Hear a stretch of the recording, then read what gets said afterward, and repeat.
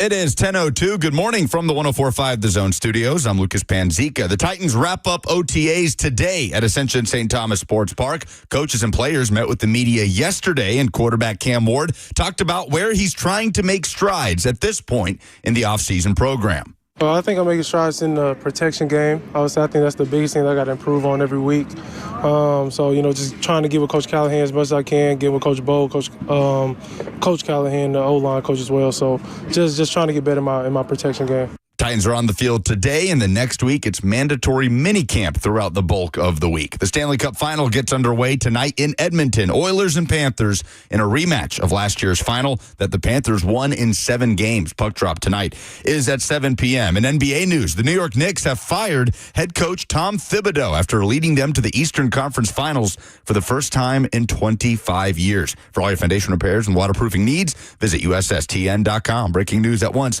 on your home for the Titans involved. This is 104.5 The Zone.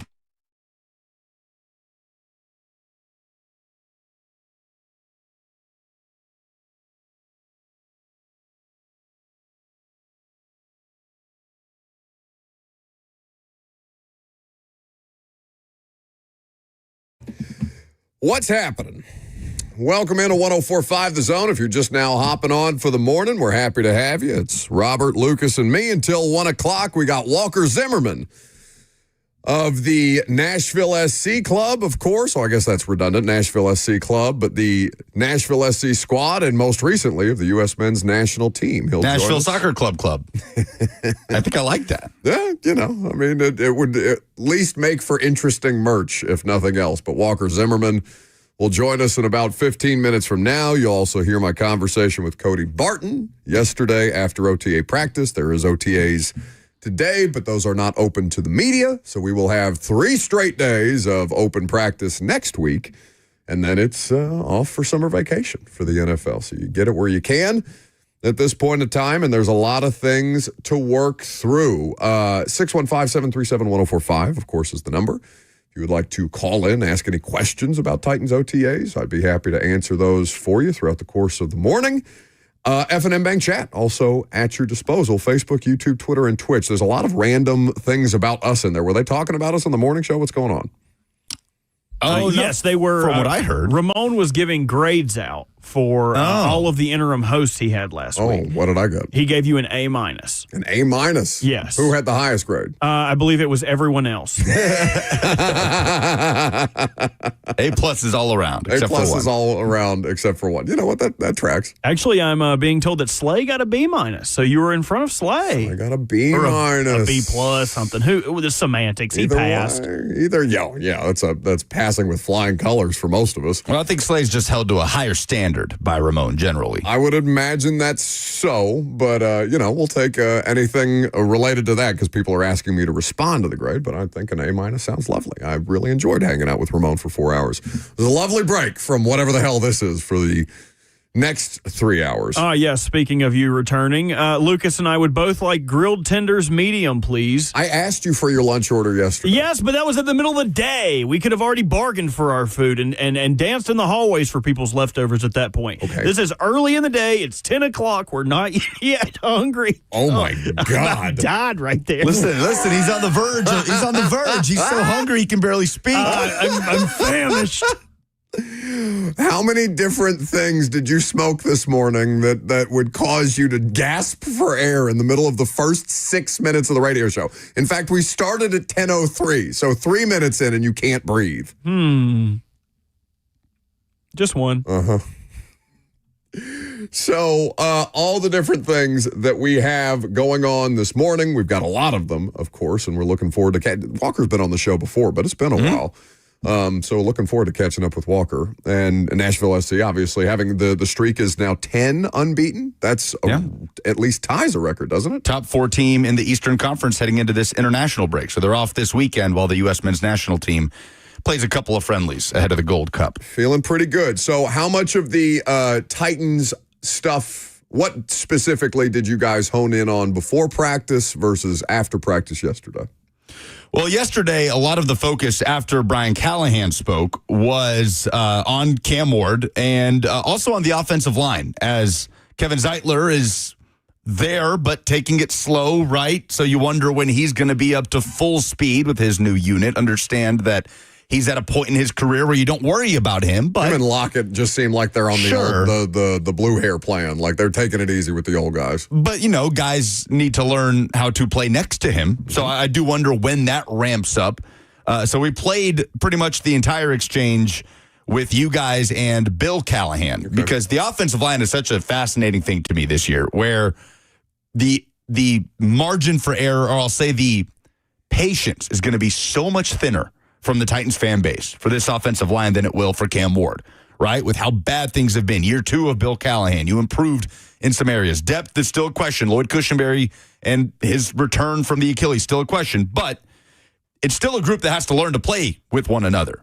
But this fan base isn't going to be patient to say, oh, no, they got to gel. Give them some time, right? This offensive line comes out there against an elite defense in week 1 and gets run, then, people are going to be a lot more upset than if Cam Ward has his rookie struggles in week 1 against an elite defense on the road. Well, I think those two things are very correlated. Right? Yeah, yes. If Cam Ward is flat on his back for the vast majority of that football game, there's going to be a direct correlation between the level of offensive line competency that they're bringing in here and what they're doing, everything that they're doing to try and support the young quarterback. And that was the emphasis yesterday. I know they're not in pads, right? There's nothing really concrete that we're going to learn about the linemen. Nothing really concrete that we're going to learn about the edge guys and the linebackers, the off-ball guys, right?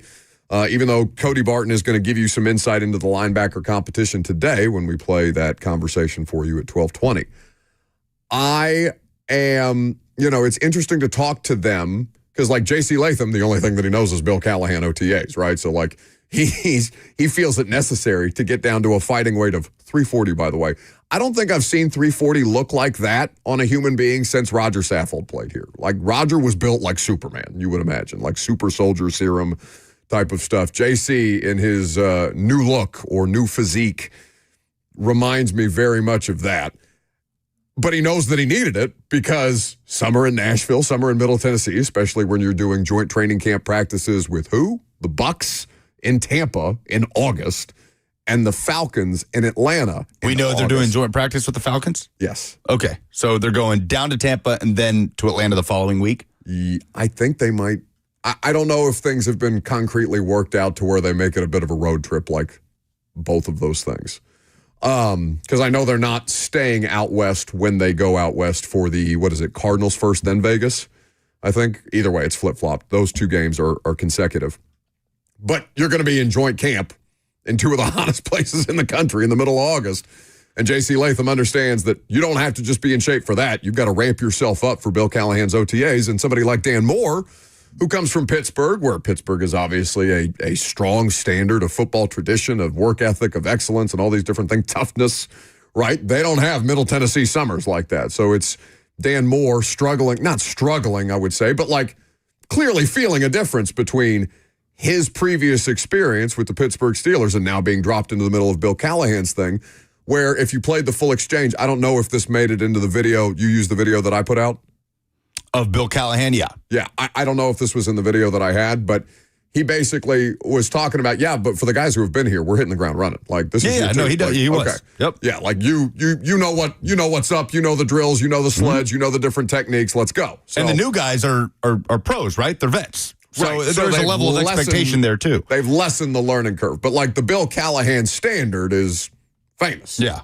And so the guys who are acclimating to that still have an acclimation process no matter where they've been, whether it's Zeitler, who's not yet out there going through the technical stuff, but apparently is a huge plus in the meeting rooms, which is everything that you hear about a lot of dudes at that stage of their career. But he's 35. He's heading into year 14. Like, you get it. They're not breaking in a rookie left tackle who hasn't really played left tackle a lot, right? They're not working with the right guard and Dylan Radins that is still relatively inexperienced, still on his rookie deal, we'll say. So the level of expectation is and should be much higher for the offensive line going into this year.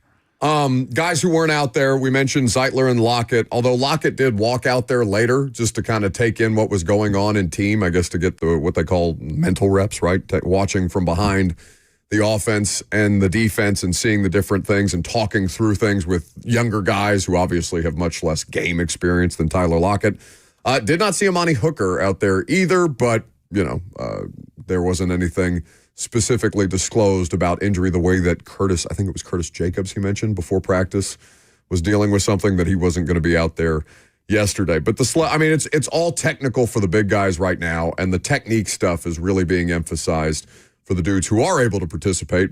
So really, it's just getting Dan more up to speed with what the bulk of the group knows at this point in time. I think one of my biggest takeaways besides that is just it's nice to see Calvin Ridley and Tony Pollard looking refreshed, not miserable, not grinding their way through what was, a tough season for everybody involved. But in particular, those two who were producing at a high level, but just, you could tell there was no joy in it every time you talked to them because they'd be doing it in futile efforts and a loss more often than not. To see Pollard, to see Ridley out there with off time, recovered from whatever bumps and bruises, specifically Tony was dealing with last year, they look like you expect them to look.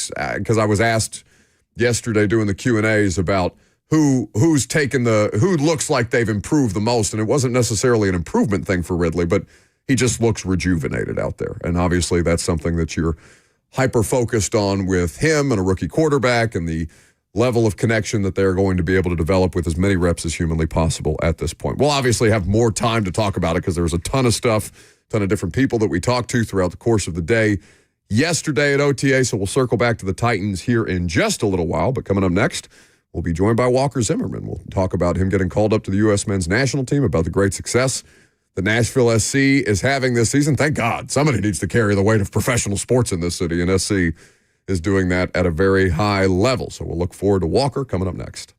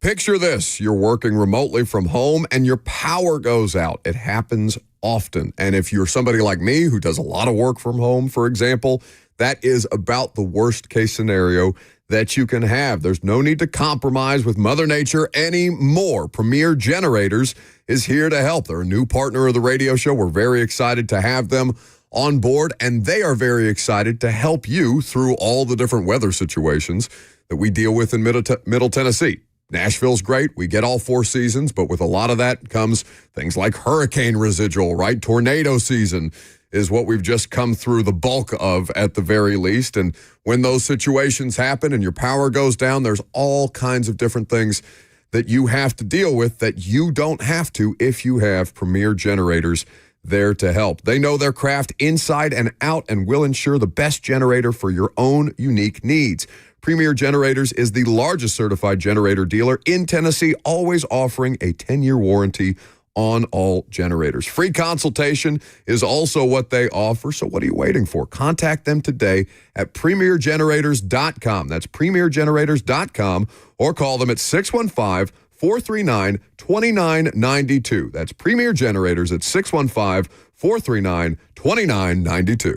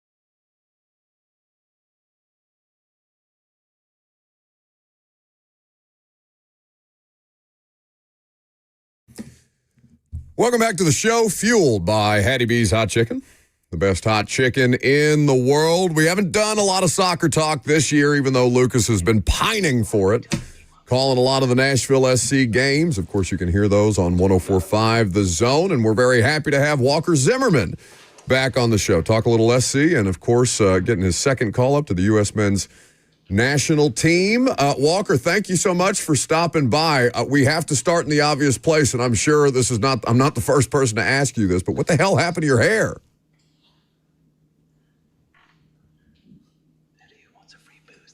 Uh-oh. There's whispering in the background. We may need to let Walker know that we're back from the segment. I don't know if we need to fade him down in the immediate, Bert, so we make sure that there's nothing untoward that makes it into the interview. But you let me know when Walker can hear us properly, because we can certainly hear him. But we'll get to Walker here in just a second. Don't want to be eavesdropping. Yeah, I felt like I was. Yeah, I didn't like that.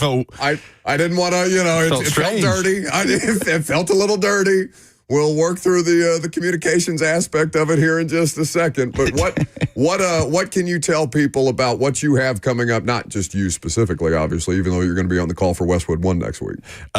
Taylor in the FNM Bank chat says, ask him if he has any concerns about a Samson situation. So I like that.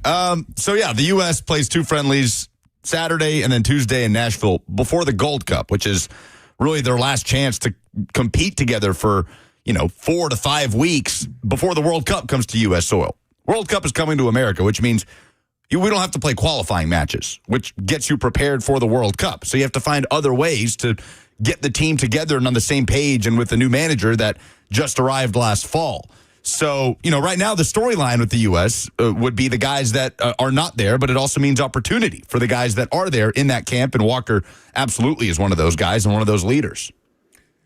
It is going to be it's going to be a lot of fun. It always is. And I know it's been rocking at Geodis Park so far this year, and just the streak that they've been on. Again, 10 unbeaten results. I know that includes draws, which may make some people turn up their nose, but I know we've got Walker Zimmerman hanging out, and I hope that he can hear us at this point, because Walker, we felt like we were eavesdropping a little bit. We could hear whispers in the background from PR handlers and things of the like, so we very quickly cut away. How are you, bud? Yeah, I'm doing great. We had to make sure we had all of our talking points in order, and make sure our team photographer, John Dorton, was saying things that were PG rated.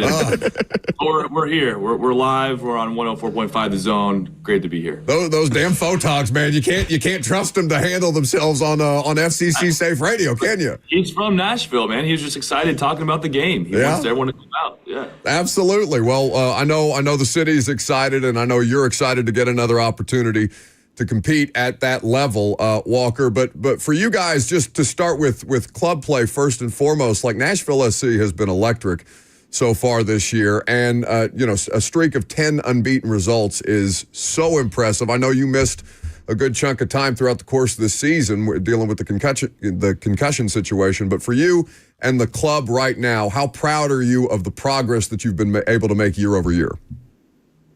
Yeah, so proud. I mean, looking at where we've come from year one to now, and even from the beginning of the season to now, there's just been a lot of growth. And you see a lot of guys who have taken advantage of the opportunity they've gotten. BJ's done a great job with just kind of resetting the culture, really implementing some principles of play that have, I think, progressed our team into being one of the top teams in the league, and certainly a team that not a lot of other teams want to play. So we're doing well. It's very process-based. We're trying not to get too high with the wins or too low with the losses, just kind of trusting in what we do day in and day out, and that's been a good little formula for success for us so far. Walker, before we move on to some of the U.S. men's national team stuff and camp, how that's going in Chicago, obviously you had worked with BJ prior to him coming to Nashville during his stint with the national team as an assistant under Greg Berhalter, of course, the interim manager for a period.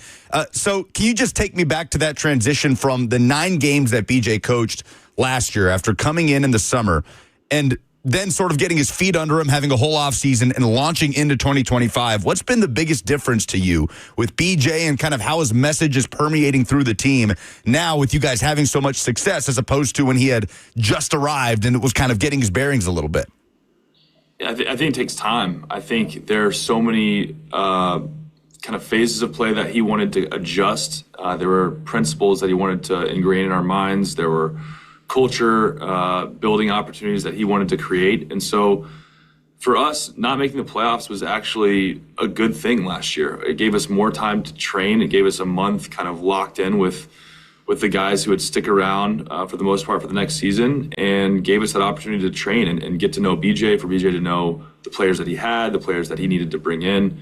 And so it was a really good window of time for us to start the process of building for 2025. So when preseason came around, we felt like we could hit the ground running because we had a pretty good stretch of off-season training there. And so it ended up being a blessing in disguise for us. Sitting here at the halfway point of the MLS regular season, probably far ahead of where most people around the league would have expected Nashville. But for you, almost 2 months out with that concussion, what was that like for you? Kind of sitting back and watching the guys have some success while you were gone, obviously itching to get back on the field, and just how did that recovery process go? Walker, up almost 2 months out with the concussion and in the protocol, obviously no small thing. And certainly it was a tough to watch that injury and great to see you back. But just what was that process like? It was a strange time, man. It was a really strange time. I felt like I had to kind of release control a little bit of trying to just find the secret formula for success to get back on the field as fast as possible and just kind of let it run its course a little bit. Obviously seeking, different answers and opinions on what we could do to speed it up, but mentally just not trying to rush it back. That's kind of the advice you hear from everyone is you don't want to rush these things. Obviously with the brain being such an important part in what we do every day. So, and that's for outside of soccer as well. But it was really fun watching the group, even though I wasn't playing and was dying to be out in the field with them. Watching them play the way that they were playing, and different guys stepping up and taking their opportunities. It was really special and just kind of encapsulated what this team is all about. And it's next man up mentality, be a guy on the rise, and we saw a lot of guys who had a great month of May and even back into April. So really excited and proud of the group. Proud's definitely an understatement for what we've done the last 2 months. Walker Zimmerman here with us on 104.5 The Zone. You can be in the building at Geodis Park Tuesday. We're less than a week away, June the 10th, when the U.S. men's national team takes on Switzerland in the Coca-Cola send-off match. Walker, I know anytime you get the opportunity to play for your country, it's a huge deal. But what are you most excited about to have this friendly in Nashville and specifically the matchup with the Swiss? I think it's always fun playing for the national team, but when you get to do it in kind of your hometown or the town that you play in, it makes it even more special. I know we already have a lot of friends and family who are going to come out to the game to watch us play. I know we got to play in Nashville at Nissan Stadium in the past, and then I wasn't able to play for the U.S. last year at Geodis. So I'm excited to be there in front of all of our Nashville SC season ticket holders. There's going to be a lot of buzz going on around the stadium beforehand. I know there's like a Jim Beam kickoff party. It's going to be a lot of fun for kids, a lot of fun for families. So I hope everyone can come out. I think the atmosphere is going to be great. And again, being in the city that I get to play in, it makes it all the more special. Tickets are available at Ticketmaster.com. You can be at Geodis Park, like I mentioned. I'm going to be there. It's going to be an exciting time. Lucas is going to be there calling the game for Westwood One. And, of course, Walker and the men's national team are going to be putting on a show. And Walker, obviously, coming into this camp and coming off of that Nations League disappointment, which I know we're not a part of individually, what has just the tenor been like in camp? As a lot of big names that aren't there, and that's kind of been what a lot of U.S. fans are talking about, but that also means a lot of opportunity for guys. So first few days, I know you guys just got there in Chicago on Sunday, but what's the vibe? What's the feel been like? Is there kind of this sense of eager opportunity to you, maybe more so than camps of the past? 100%. I think it's a really big tournament for guys just going into the World Cup next year. It's an opportunity to be in front of the coaching staff for a month plus, and a lot of guys are excited. I mean, the buzz around training has been very good. I think it's exactly what you're saying, where guys are eager to take this opportunity and are grateful for the opportunity. So I know that'll only increase as we start playing some games in the coming days, but overall, vibes are good. Everyone's working hard, and we're ready to have a good summer. Now, this isn't your first time working under Mauricio Pochettino. I know you were part of that January camp as well earlier this year, but obviously with the importance placed on these games and you guys not having World Cup qualifiers to prepare for the tournament, what's it been like to watch him and to work with a manager that's obviously worked with some of the biggest talents in world soccer as sort of that sense of urgency gets heightened? What has been your impression of working under Mauricio Pochettino? It's been great. I mean, he's a really passionate coach. He's someone that, he wants to really dig into this belief that we can win, that we were expected to win, that we can represent the country with pride. And so I think he's, his talking points before the sessions or before the camp are exactly on point. It's about the mentality. It's about the fight. It's about the grit. That comes first. That's a non-negotiable. And then obviously you get into the tactical side of things after that. But it all starts with the mentality. It starts with the pride. And so that was a message that we've already gotten here at this camp, and one that we're going to continue for the rest of the summer.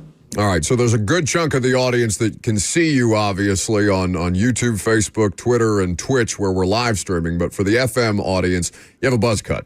All right, who has been most shocked by the haircut? Because honest to God, Walker, it threw me off entirely when I saw a picture of you this morning.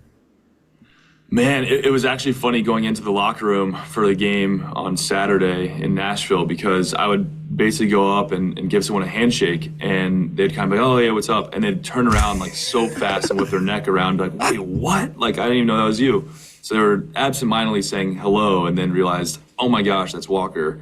So that was great, just seeing all my teammates' reactions. They couldn't believe it.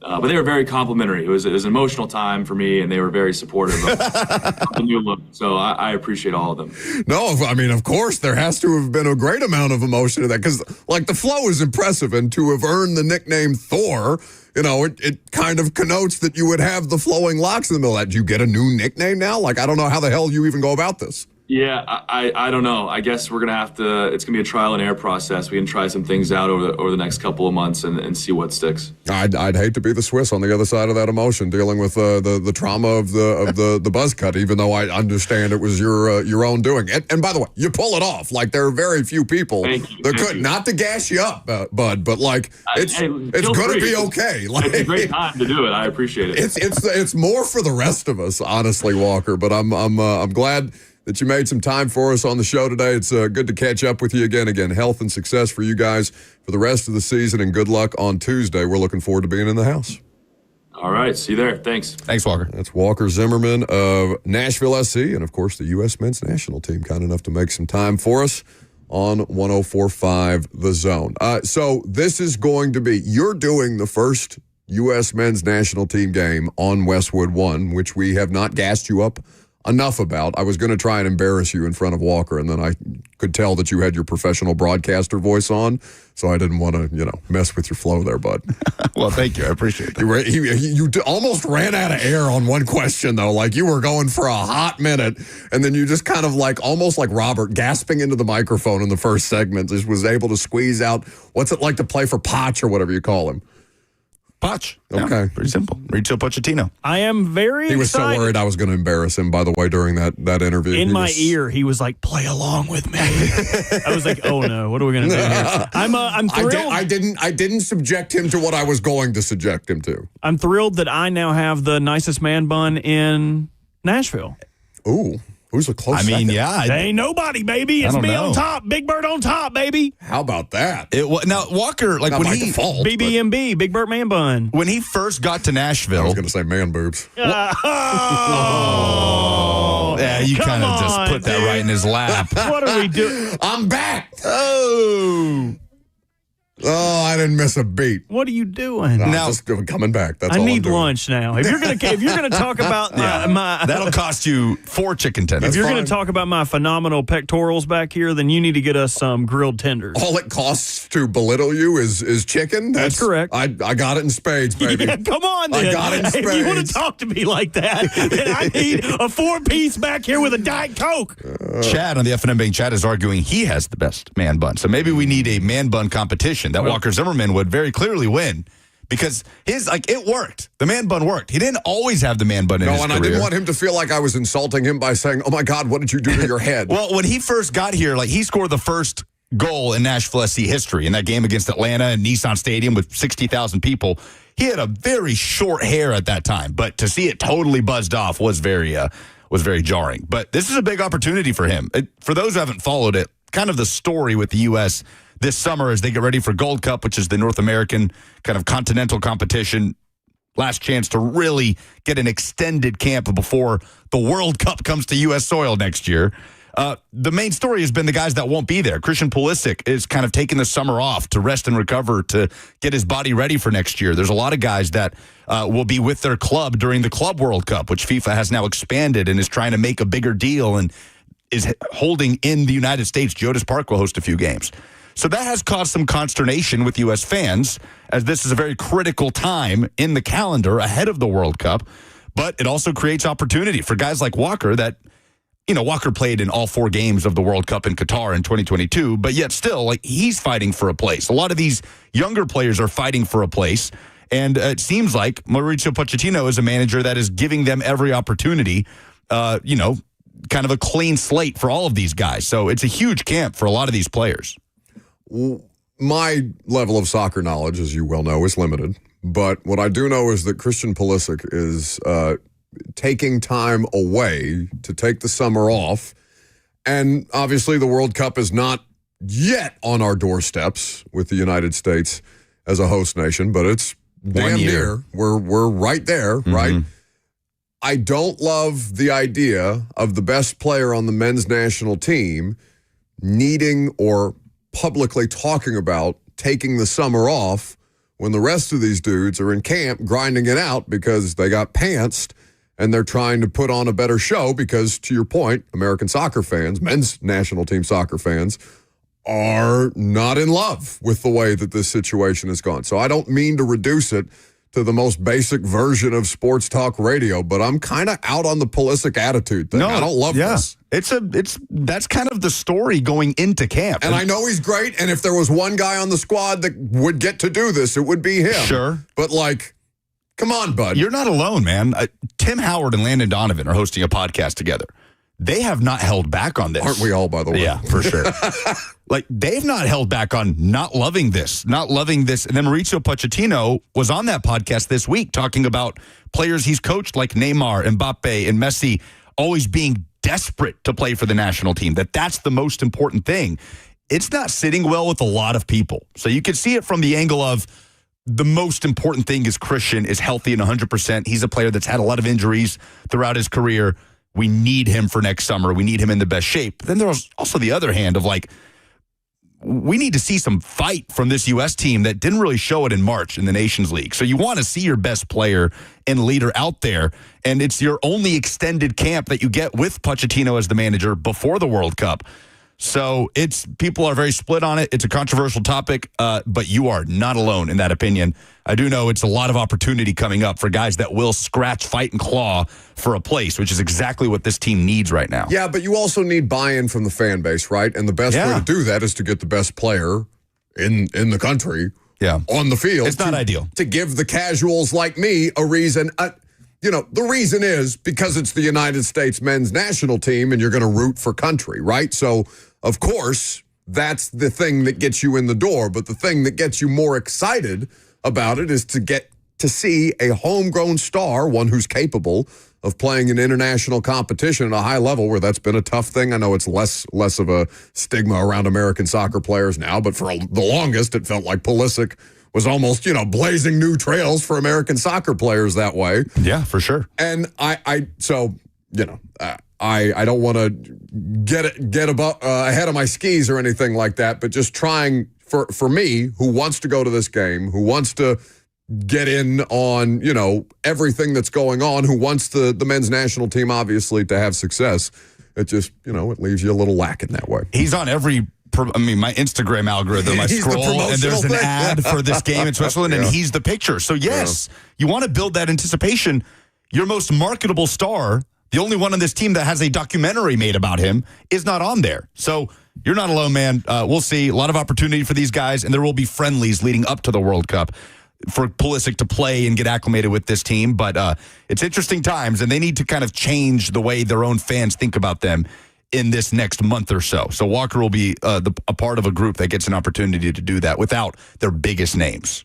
So since last I was on the show, Tennessee is obviously advanced to the Super Regionals in baseball. They'll face Arkansas on Saturday. Do we have observations that are SEC baseball related, or where are we going next?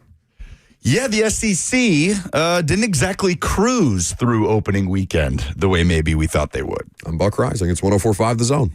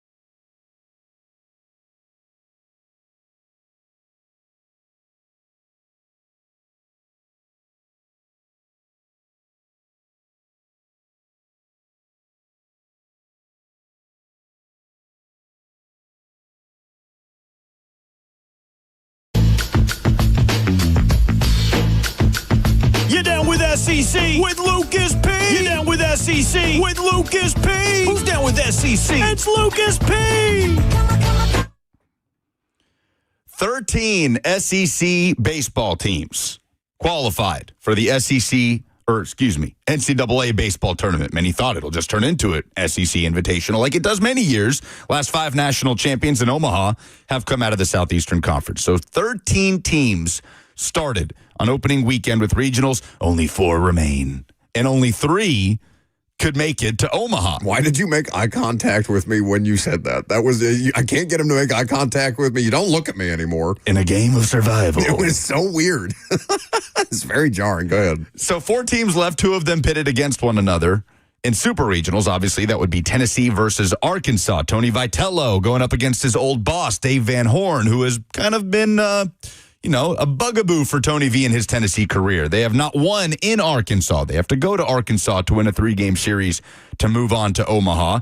Pressure probably is more on Arkansas in this matchup. They're the number 3 overall seed nationally. Tennessee, obviously, we don't have to relitigate the ups and downs of their season. They're coming off of a national championship. Arkansas in a bit of a championship drought for the team that they call themselves the Omahogs. Now, they've deserved that because they're a premier program, but some few years have gone by since that last national title. So that's a good poll at some point this summer. Who's grifting more off a nickname that they haven't deserved in quite some time? Oh, what's another one? It's a good question. I'd have to think about it. But like that, it's a funny, I'm sure they exist. Oh, right? Sure. Like, I don't know, like Legion of Boom with Seattle obviously went away after a while. I'm sure there's things that could be talked about. Yeah, I bet there's some good ones. There's some good ones. Can't think of them off the top of my head. Yeah. Anyway. So, Tennessee and Arkansas this weekend, and it's funny, though, that we are talking about it could be a down year for the SEC in Omaha, and, like, they could still get 3 teams in. Yeah, that's my whole thing. That's like people who are, pissed about the were you finished with your point before? Yeah, go ahead. Well, I was just going to say, like, March Madness, with as many SEC teams started out in the field, and then, half of them, or whatever, more than half of them make it through to the second round, and people are saying, oh, look at the big bad SEC. They only got half their teams through. Well, yeah, they had 14 teams in the field. What are you talking about? Like and the SEC, an SEC team won the championship. So as long as you have that kind of success, I don't think that you get to be one of these people that says, oh, down year for the SEC. They only got 4 past the regional stage. I don't know. What say you, ACC truther Robert Walsh? Do you have something to say about this? Do you guys know the record by conference for teams sent to Omaha? It was set last year. You, I think, told us on Monday, but you're free to refresh our memories. It was 4 by the SEC and the ACC. The ACC is going to come back from behind in this tournament. I have to pull the numbers back up. I shared them yesterday about the overall record of every conference in the tournament this year. And you need us to stall while you look this up? Yes, would you like that? I would love that. I would love to know about the ACC. I found it. Regional results by conference. SEC, they went 27-20. The ACC, 22-10. What'd you think about that? Huh? I don't know. Why don't you tell me what to think about that? I think you should think something about that. You should be thinking. Wasn't prepared for a follow-up. You should be thinking. Yeah. Well, I'm thinking about sending your ass to the shadows. Go. It's been a while. I need some chicken. Louisville, Miami. Please. Louisville, Miami, North Carolina, Duke, Florida State are the ACC teams still alive. Louisville and Miami will go head-to-head. So the SEC's streak of 5 straight national champions kind of on the line. So who gives the SEC the best opportunity? You got Auburn, who is the number 4 overall seed, playing Coastal Carolina. You've got Tennessee playing at Arkansas, and you've got LSU hosting West Virginia. Arkansas is the best team out of that crop. But we'll see if the SEC can get 3 out of the 8 in Omaha. Arkansas has never won a national championship. They have been to Omaha many times. They have not been since 2022. So they're kind of trying to end that mini drought, whereas Tennessee obviously is on 5 straight super regionals, the defending national champs. And in the weirdest way, feels like they're playing with house money. Off of a national title. The good feelings from that are still around. But, like, they were the number 1 team in the country not that long ago. So I don't know what the dialogue locally versus nationally is around them, right? Because locally it feels like house money, right? Vandy, Tennessee fans preying on their downfall. Vandy doesn't make it out of the regionals. They're the first national 1 seed to not make it out of a regional. Or to not make a regional final. To not make a regional final, excuse me. I think so locally it does feel house money. I don't know how the rest of the country views Tennessee baseball, given who they are, what they've most recently accomplished last season, and now that they're at least back in the super regional situation. This will be a very tense series, I feel like. It starts on Saturday, which is great for Tennessee to just give an extra day for their pitching staff who, a couple of those guys came back around to pitch on Monday, including Liam Doyle, who finished out that game after throwing 104 pitches 2 days prior. I think it is a house money feel for Tennessee fans especially. Look, they have the longest super regional streak in the country by a large margin. 5 straight years of it. And 2 weeks ago, it felt like this team, there's no way this team's even going to host a regional. So they've dug out of that. It certainly helps if you're a Tennessee fan to watch Vanderbilt kind of fall on their face the way they did. And you've survived past Vanderbilt, even though they got the better of you in terms of the rivalry. But a moral victory against Vandy. Chad on the F&M Bank chat says other conferences be like, yeah, no one wins 6 in a row on us. That will be the discussion, right? Like, oh, big bad SEC. It's like, okay, I'm sorry the SEC couldn't win 6 championships in a row, but we'll see. They still have an opportunity. Chad also with a great submission about nicknames that have way outlasted their relevancy. America's team for the Cowboys. Oh, America's team is the best of them. He also mentions, and Blue texted me, Titletown in Green Bay, which, it's got a lot of titles, but it's been a minute. When is the Aaron Rodgers title? I was still in grade school. It was Ramon's. That's the Super Bowl he lost? Ramon was on his rookie contract, I'm pretty sure. So that had to have been what? Like 2010? A little bit after that. I'd say maybe 11, 12. No, I think, well, okay. He won Super Bowl 11. Yep, there you go. 2011. Yeah. Okay. Yeah, and that was their first Super Bowl since 97, which was their first championship since 68. So, wildly overrated. Titletown. Okay, frauds. What are we talking about here? Yeah. The Tampa Bay Buccaneers have more Super Bowls in the 21st century than Titletown. Wait, we are just perpetually sleeping on the Bucs, it seems. I don't know when we decide. Are we a Bucs show? We've talked a lot about the Tampa Bay Buccaneers in the last 2 weeks.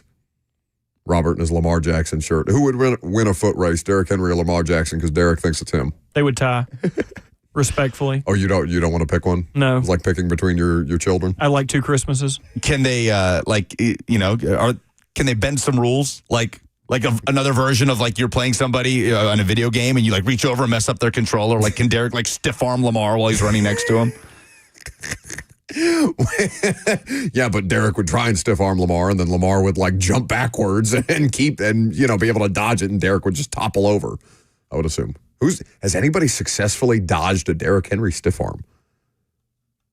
I don't know. You're asking a lot of unanswered questions today. We need the sports science guy back. R.I.P. John Brinkus. Unfortunate. All right, so should be a fun weekend of baseball. Obviously, Tennessee and Arkansas on Saturday. In the Super Regional, in the start of the Super Regional, that game is going to be on our air? We can confirm that. Okay. Somebody will let me know if we are carrying the Vols baseball game so I can let people know. Coming up next, do I have things to give away? Nope. All right, very good. We're still going to do the dumbest thing in sports this week. 615-737-1045 is the number. If you know what the dumbest thing in sports this week is, call in and tell us. Even if you can't win a prize, sometimes it's just good to let something off your chest. I'm Buck Rising. It's 104.5 The Zone.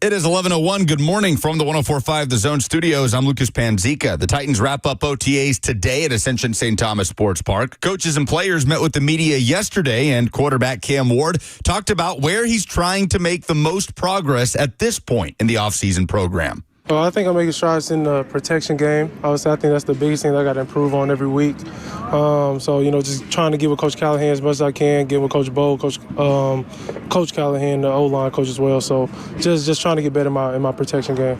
The Stanley Cup Final gets underway tonight in Edmonton. Oilers and Panthers in a rematch of last year's final that the Panthers took in 7 games. Puck drop tonight is at 7 p.m. In NBA news, the New York Knicks have fired head coach Tom Thibodeau after leading them to the Eastern Conference Finals for the first time in 25 years. For all your foundation repairs and waterproofing needs, visit USSTN.com. Breaking news at once on your home for the Titans and Vols. This is 104.5 The Zone.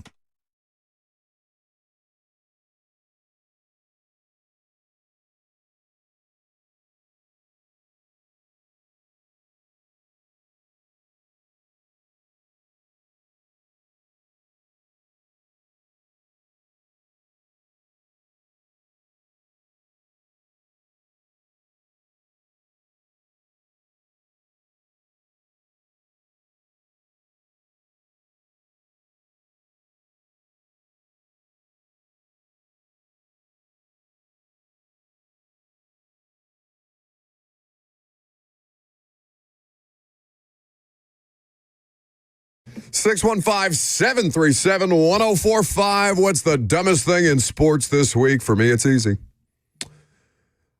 It's Good Morning Football.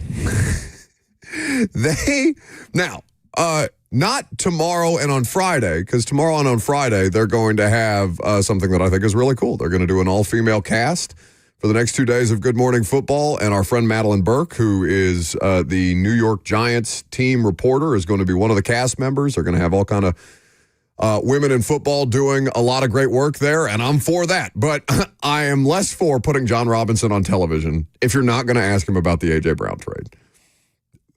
John is making a media tour, it seems. What are we now? John got fired in 22? December 22, right? Correct. We were at Toy Field. That fateful day. Where dreams go to die. Toy Field, no. So it's been several years since John Robinson has been an active general manager in the NFL. Now, he's been around football. He's interviewed for jobs. He hasn't gotten a job back in the league necessarily, but he's been trying to keep himself top of mind. But the thing that is probably keeping him the most out of football is the thing that nobody is asking him about in these media appearances. I've seen him do 2 different podcasts now and guest hosting Good Morning Football the last 2 days. And they're not talking about the A.J. Brown trade. And I don't know if that's because John said, hey, yeah, maybe let's not or whatever. But before I hear any John Robinson football analysis, I want to know what the hell happened throughout the course of the last 3 years of J-Rob running an organization that was in the AFC Championship game, competing at the highest levels. The Titans were thought of, maybe not in the same tier as Baltimore, Kansas City, Buffalo, and Cincinnati, but right below, right? Like a legitimate AFC power. And then the person who is as responsible for lighting their future on fire as anybody. John Robinson, not being asked any questions about this in any of these public settings that he's doing these things. This is John Robinson on Good Morning Football yesterday talking about Lamar Jackson and the Ravens. Yeah, I mean, he's got Zay Flowers, He's got Hopkins, he's got Andrews, he's got Likely, he's got Todd Monken cooking up plays for him. He's been an MVP in the past. Mm-hmm. I mean, they're knocking on the door of going to the Super Bowl. Like, Lamar, step back there and sling it, Daddy. Robert, who's the one player on the Ravens offense that he didn't mention? He did not name Derrick Henry. The guy he drafted, the best thing that John Robinson did. So is he just walking in there saying, no Titans questions? Like, what? I mean, maybe. Maybe, right? Well, then don't come on. That's what I'm saying. That's why these places that are putting him on, and listen, I have nothing against John. I very much enjoyed working with John Robinson. It's unfortunate how it ended, and it ended because things got out of hand on a variety of different fronts. and he failed to do the job or consistently do the job at a level that he was previously doing the job. A lot of people lose their jobs in those situations. But if you're these outlets putting him on and not, and being okay with, basically what's Bill Belichick's girlfriend's name? The Jordan Hudson treatment, which is, no, we're not talking about that. It's the only thing I want to know about. Why else put him on television? Yeah. It's the dumbest thing in sports this week. It's not the only thing I want to know about. I wanted to ask John a question. John, do you want to go on a generational run of possibly the worst drafts that anyone has ever known? Yeah, I mean, Thanks, John. Very sassy in that. Step back there and sling it, Daddy. Now we have Lucas saying it very clear. That's the most important thing that came out of John Robinson's 2 days on national television. Step back there and sling it, Daddy. And now we have Buck saying it. Damn it. step back there and sling it, Daddy. It's good execution. I don't know what it is. It just it rolls off the tongue But for him. it's like putting Magic Johnson had a late night television show for a period of time. Joe Buck had a late night television show for a period of time. Turns out those two guys are not late night funny, right? So they didn't do very well. Like John's funny.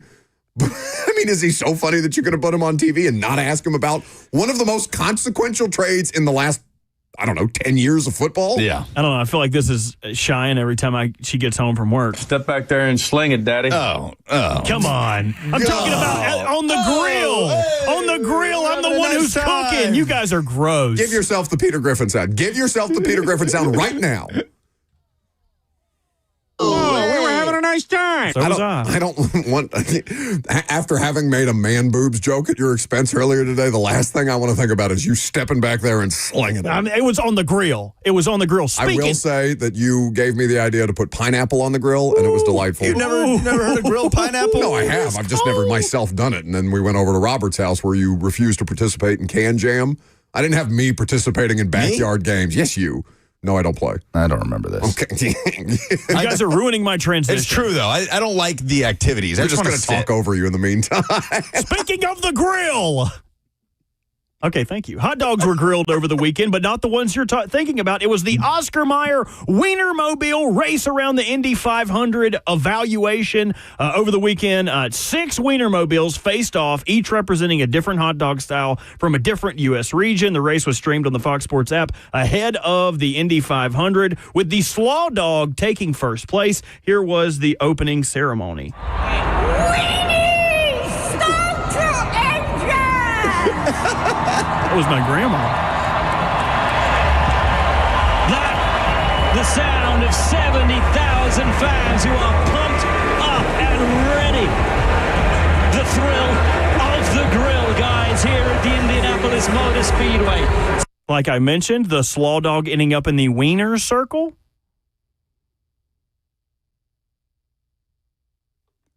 Oh. Are we supposed to laugh? That took me way too long. I don't know if I should be blamed more for not wrapping my head around the joke, or if you should be blamed more. It's on him. No, you can't hide behind that sound to save yourself from the awkwardness of your terrible jokes. So what does Cheyenne say to you when you walk into the house? On the grill. On the grill. That's it. You Yeah, guys that- are so weird. That sounds so much more the future mother of my children. Y'all got to stop appropriate. that. Oh, yeah? Got to stop that. Oh, God. Think about your children going back and listening to snippets of the radio show. Okay. Dad, you used to be so cool. It's my turn. The dumbest thing in sports this week is the Cincinnati Bengals. Shamar Stewart, the first-round draft pick out of Texas A&M. Now, we on this show have slammed Shamar Stewart for his approach and not signing his rookie contract, refusing to show up for And rookie also the minicamp. Bengals. Also the Bengals. And I think I am starting to, move the needle over to, is this on the Bengals? What Because Shamar Stewart, I saw this from Jay Morrison, the Sports Illustrated reporter for Cincinnati, a picture of Shamar Stewart in team stretch. Everybody else is stretching except for him. He is standing flat-footed. And Jay Morrison writes, Shamar Stewart is in the line of defensive linemen for team stretch, but hasn't moved a muscle. He's out there, but he is not doing anything. And the Inquirer, which is an outlet in Cincinnati, the Cincinnati Inquirer, has reported that the Bengals are trying to change the language in his rookie contract that allows them to void future guarantees, which they have not done for previous first-round picks. So he is saying, why would I agree for you to void future guarantees in my rookie deal when you didn't do that for the first-round picks before me, and I was drafted higher than the last 2 first-round picks before me, and they didn't have to do that. So he's not taking part in anything on the field as we're near the end of OTAs at this point. That's crazy. And the dumbest thing in sports this week, I was going because I saw that from Jay Morrison. I was like, are you kidding me? You're going to go out there, you're not even going to stretch. But now I'll think my dumbest thing in sports this week is the Cincinnati Bengals trying to nickel and dime their first-round draft pick, who, by the way, they drafted to potentially replace their pass rusher, who they also don't want to pay, who has back-to-back seasons of 17 sacks and Trey Hendrickson. Bad looks all around. It's just dumb. All around. Everything Bengals right now, dumb. 615-737-1045. What's the dumbest thing in sports this week? How about, is it Big O? Big ol'. I guess a big old boy. All right, what you got? Yes, mine is going to be the one that's in the news. The New York Knicks firing of their head basketball coach, who they hadn't went to the playoffs in almost 20 years before he got there, and they have showed him the door. Hey, and I love me some Hattie B's chicken. Y'all have a great day. Yeah.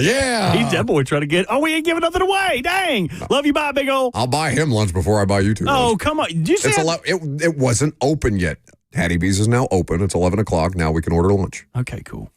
I mean, it is crazy to me that they fired Tibbs.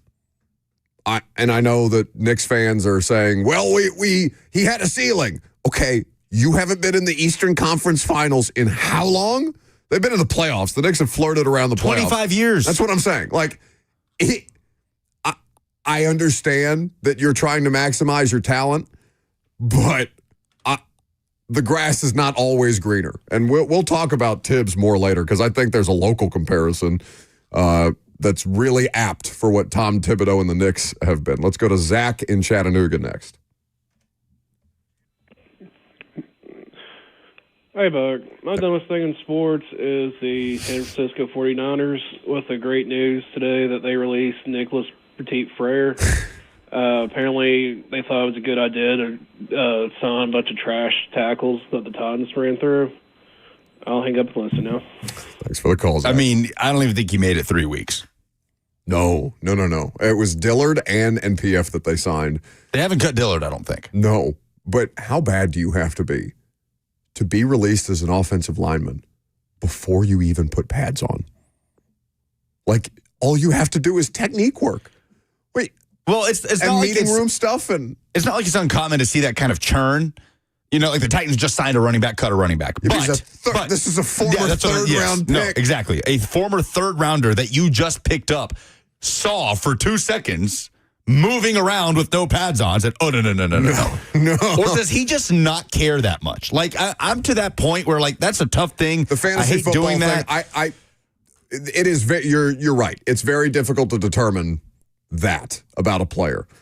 And, Robert, we may go long here so we can get Mike, because they're just a little longer than normal here. No. Well, you're not getting lunch then. I'm just kidding. That would have been funny. That would have been funny. It's the dramatic whoosh. It's like a tidal wave sweeping us off the air. Why is everything in sports talk radio just a giant whoosh? Like, or lasers? Or what about us sitting here and talking about tackle depth? We love lasers. In San Francisco indicates something worthy of the laser light show or a tidal wave. I never will understand who comes up with sports talk radio imaging. Anyway, to look at MPF for 2 weeks and say, no, we can't have that in front of our $53 million a year quarterback before he even puts pads on is awful. Yeah. Awful.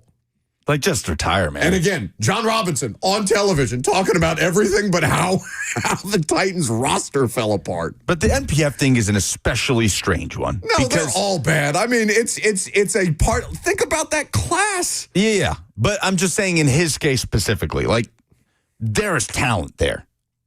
There was talent there. No, right? Third round, 5-star coming out, third-round pick out of Ohio State. It's just mind-boggling. Like, for the, again, I don't know. I don't want to be sitting here and saying he doesn't care about football and the work ethic, but that's all you hear about Nicholas Petit-Frere. That's how anybody talks about Nicholas Petit-Frere. Okay, so you talk about not judging a player's, or trying not to judge how much a player actually cares because it's impossible to really know. But like Dillard's lack of competitive toughness. Yeah, that's a better way to put it. Was something, competitive toughness, let's call it. I don't know. It's tough for me because I feel like that's doing him a disservice. I think he just sucks. I don't know if it's he doesn't care. He's just bad. No. He's just a terrible player. Robert, I think that he cares. Yeah, I agree. That's what I'm saying. I think that he is not a tough football player. And I think if you are going to play offensive line in the NFL, you have to be a bad MFer. And he's just simply not. Because remember that whole thing in the locker room with him last year about him talking about, I just gotta, try and find. He wasn't talking about finding the aggression, but he was trying to talk himself into manifest him being one of these dudes, right? One of these guys that brings that edge to the table. When in reality, Nick's just he's a nice guy, and maybe he wants to do fantasy football stuff on the side, but he's not an NFL offensive lineman because he doesn't have that edge. He doesn't have that nastiness. And again, to spend a third-round pick on a player that is getting by because he's got the skill, right? Or he's got the physical traits that would indicate, okay, I can fix that guy, right? Where he's getting away with some stuff at Ohio State, even though he's playing top Big Ten competition and things like that. Nicholas Petit-Frere is another example of how badly John Robinson failed at the end to continue to replace and replenish offensive line depth that they're still chasing as of this year. Okay, get Micah real quick. Okay. Mike is next. So the dumbest thing in sports this week is the NCAA. The Lady Ball softball team should not have been seeded against Oklahoma. The seeding is so off, it makes zero sense. And screw the NCAA. They're freaking bums. No one likes the NCAA. The softball seeding needs to be changed. Everything needs to be changed. I mean, why can't we just get rid of the NCAA at this point? Boo on the NCAA. They're the dumbest thing in sports this week. Freaking bums. Oh. Yeah, Micah. Micah throwing heat. He hung up right away. He dropped the mic. He said. That is, of course, Micah, aspiring sports talk radio star, host of the All Vols podcast. How is all spelled? AULL, I believe. AULL, All Vols podcast. He is coming for all of our jobs. It's going to be him and Landon hosting this show next year. He is coming for all of our jobs. All of our jobs. Yeah, it was right there. Yeah. Oh, you didn't recognize I didn't get it. That's on. You know what? That's on me. I was getting ready to rip you, but I stopped myself. Well, we said there's not a winner this week because we didn't have anything to give away. But if there was a winner, Micah, who do you think the winner should be, Buck? Find out next. Dang it.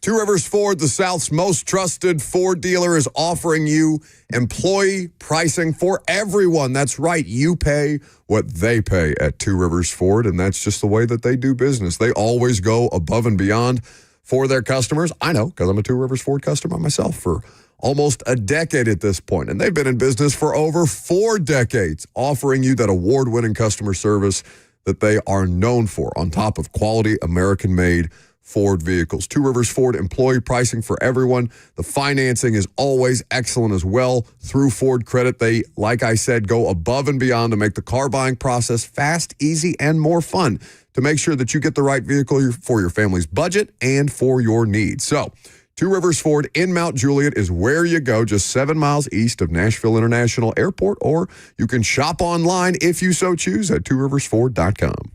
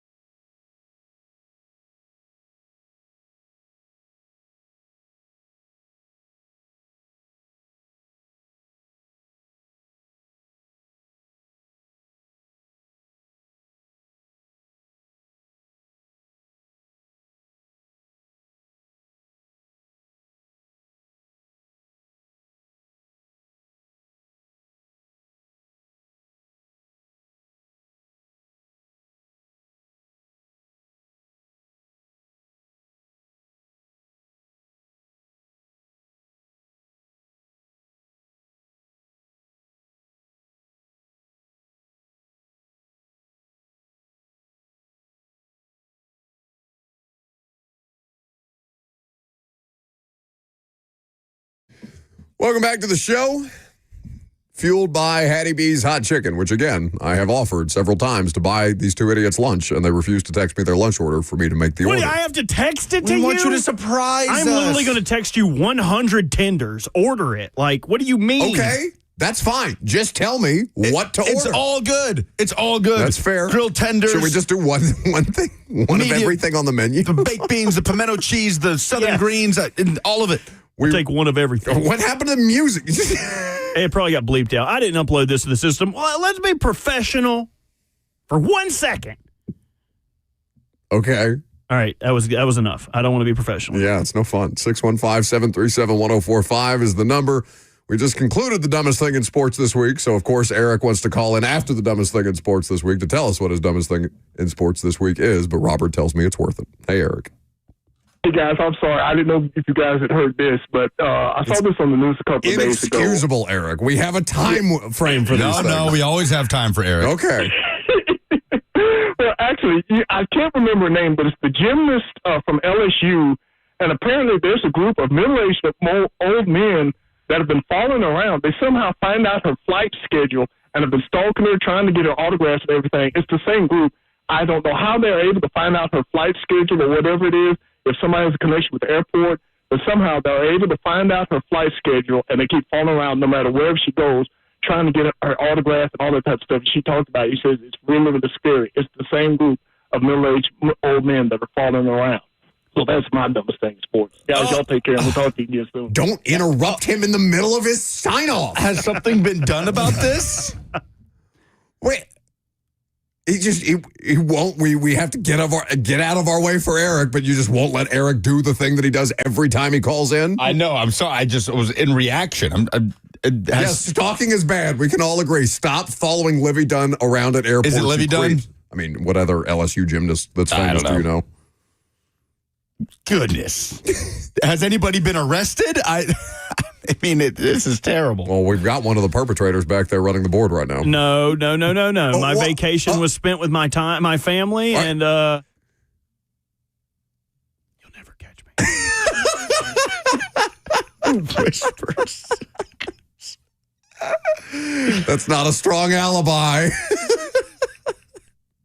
Eric never fails, man, to come in with some heavy stuff. Traumatic stuff. Some heavy stuff. People are following Livy Dunn around at every airport she's at. He got through the words like LSU stalker, and I was like, Eric, don't say another word. Don't you say another word. We should not make light of this. It's a very serious situation. No, I'm not making light of that. Making light of Eric always bringing us the most traumatic stories for the dumbest thing in sports. I mean, truly.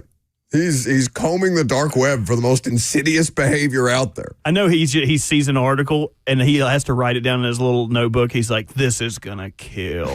They are going to love this. Eric is a zone legend. All right. So maybe we're not the best examples of this because in our business, you get to be around people who you might otherwise not get to be around, right? And you guys, you have been starstruck, I'm sure, at moments in your career, even if you are covering something in a professional capacity, right? But there is nobody in the world that I would feel compelled to follow around to airports just to get her autograph or to get her to take a selfie. The people who have those kind of compulsions are so weird to me. So weird. I mean, beyond weird. They're disgusting. What about you following Jelly Roll around? Ooh. Stalking Jelly Roll. But that's clout chasing. Just in the background of pictures. Again, you better hope that this video never gets released because once it does, I'm going to be unbearable. Unbearable. Just let me be happy for my friend, okay? That's different. That's not stalking. My friend, when's his birthday? What's his favorite color? What's his Hattie B's order? Ooh, we should start doing that with guests. Mm-hmm. Shouldn't we? Like Chris Stapleton? That'd be great Hattie B's promotional stuff. Also, Hattie B's is doing these videos where they have people try their order for their social media team and they post them as basic, sponsored content. essentially. We should do one of those. Yeah, we should just make like he eats 3 half chickens. Like make the most disgusting amount of food possible. It's two whole fried chickens and a can of Coke, right? Isn't that Oh, I'm cool with that. Isn't that Jake Blues' order at Aretha Franklin's Diner? Well, need to refresh my memory on that. Can't think of a better way to treat Dad on Father's Day than to take him to Hattie B's before maybe taking him to a game or a concert that you can win tickets to. Ooh. With Dad's Week coming up on 104.5 The Zone. Tune in June 9th through the 13th, all week next week, as we give you multiple chances to win Dad tickets to Braves, Nashville SC games, Sounds games, Live Nation concerts, and so much more. For more info, visit 1045thezone.com. So we had a bigger topic here about what defines success for a rookie quarterback that we because we went long in the last segment, I don't feel like we've got enough time to talk about. So I think we should do that tomorrow and stretch the OTAs discussions out a little bit longer. Let's talk about the Knicks firing Tom Thibodeau. I was surprised by it because the Knicks are not a successful basketball franchise. Like, I know they have franchise legends. I know New York cares about that basketball team. They have 2 baseball teams. They've got 2 football teams. They have 1 basketball team. The Nets don't count. The Nets are New Jersey. It's not like the Jets and the Giants, where they play in East Rutherford. Yeah, the Knicks are New York's team. The Knicks are New York's team. So you saw all of New York rally around New York Knick basketball in ways that were exciting and fun and cool to see from afar and brought all the celebrities out and all these different things, right? And then they fire the coach that's given them that success. Now, there are fans that are pleased with that situation because they felt like Tom Thibodeau with the New York Knicks hit a ceiling. And probably maybe that's the best version of his Knicks that you were going to get, right? Because the way that he coaches grinds dudes down famously. He's a very tough coach, but he gets results. It's just how sustainable are those results? So New York is gambling on the idea that the coach that's given them the most success that they've had in 25 years is not good enough to get past the point where he just got, which is a loss to the Pacers in the Eastern Conference Finals in 6 games. And they're going to try and find a coach who's going to elevate the rest of their roster because they do have star power. They have given up trade assets to acquire players like Mikal Bridges and things like that they're not seeing enough out of. Jalen Brunson, in fact, Robert, if we could go to that audio. Jalen Brunson was asked at the end of the Knicks-Pacers series if Tom Thibodeau was the right coach to guide them forward, and this was Brunson's response. You talk about the confidence, obviously. I feel like nobody takes more criticism than Tom. And this team obviously has turned around during his tenure. Do you kind of feel that going forward he's the same guy to lift you guys the rest of the way at next level? Is that a real question right now? You just asked me if I believe that if he's the right guy. Yes. Thanks, guys. Come on. Man. And that was what, May 31st? Yeah, that is fresh off of elimination. Yeah. So I don't know if Brunson said one thing and believes another. I doubt it. Right? I mean, there's no reason to believe that he's not genuine there. What would be the NFL equivalent of that? Because to me, you could almost make it the Titans and Mike Vrabel. Tough coach. No, you can't. Guy who got them to the conference championship game but couldn't get him past it. Yeah, it just goes out the window with the last 2 seasons that he had. We're talking about fresh off of reaching those heights. The only way No, but I'm talking about, yes, that is an extreme version of this, but I'm talking about what's the closest comparison. So I saw Rich Eisen make the comparison on Twitter to Sean McDermott in Buffalo, where you make the conference championship game and then you decide, okay, this is not the right person to guide Josh Allen forward into the future, who everybody would agree is a successful NFL head coach. So, yeah, he's saying, if the Bills were to fire Sean McDermott. That would be the equivalent of this, right? Yeah. But I'm talking about, things that have happened. I think Vrabel's a pretty close comp. It's just how bad it got. 7-game losing streak to close out one season, 6 wins the following season, butting heads with people in their organization. I see what you're trying to do, but it's hard for me to put it up next to firing a coach fresh off your first conference title appearance in almost 3 decades. Okay, well then Malarkey. That's closer. You think? Yeah, that'd be a better than Vrabel. It's still not as extreme, but yeah. Well, one person because you want made to it elevate. further. Yeah.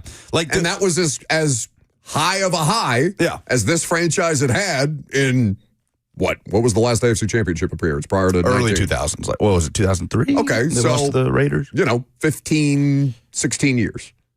I thought of a college football comparison, and that's Georgia firing Mark Richt for Kirby Smart. Players loved Mark Richt. He established a standard of success at Georgia that was 10 wins, SEC championship appearances, just on the cusp, time after time after time. And it was a risky move to fire Mark Richt to hire Kirby Smart that paid off in a huge way.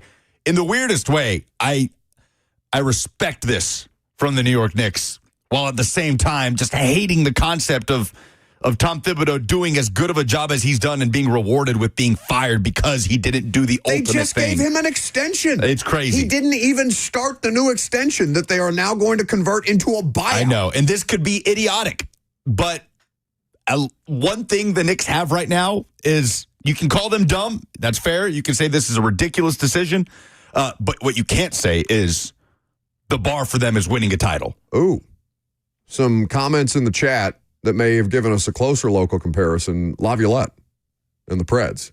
Because Laviolette did go on to win a cup, but lost in 6 here. Yeah. Was he... Things got stale. Did they let him go after the President's Trophy run? Was that season? He was fired in 2020. The team was okay. They were like above 500. It was like mid-season. They were kind of lagging in the division a little bit. I mean, he didn't win a cup after he was fired from the Preds. Lavi, by the way, is I've seen him mentioned for some other jobs.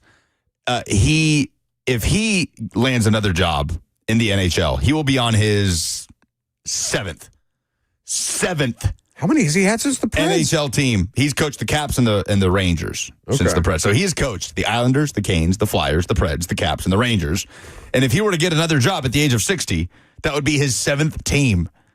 Insanity. Oh, you know who? No NFL coach has ever coached that many teams. No NBA coach has ever coached that many teams. Like, what percentage of the NHL is 7 teams? That's crazy. I got Trotz and Laviolette mixed up because Trotz left here and then won a cup. Yeah. Trotz was hitting a ceiling here pretty consistently. Sure. That Laviolette and he got them elevate. He got 100 years here to figure it out. No, I mean, it was not like Leon on the FNM chat says Tony Dungy fired by Tampa after going to an NFC Championship game. So that's a good one. Mark Richt, Georgia, is a good one. What happened with the Bucks? They won a Super Bowl. What happened with Georgia? They won a couple national titles. We'll see. Yeah, but the Knicks don't win. Nope, they don't. They beat Boston, which is what makes it shocking. Burn down the city. But you can't say that they're not. They don't care about winning. That's for damn sure. Oh no, I enjoyed that as much as anybody, even though I was glad to see them lose because I'm happy to see Indiana in the finals. Like, that's cool too. But it's not the story that the Knicks would have been because of the fan base, the passion of the fan base. Who was the Raptors coach that won Coach of the Year, got fired, and then won Coach of the Year? Dwayne Casey. Dwayne Casey, that's right. Well, and then they fired Nick Nurse like 2 years removed from winning a championship. Where is he? Is he in Philadelphia? He is with the... I think he's the 76ers. You're correct. You're right. In my head, I thought Sixers. it was the Knicks, but you're right. It's the Sixers. That's been our NBA coverage for the year. All right, very good.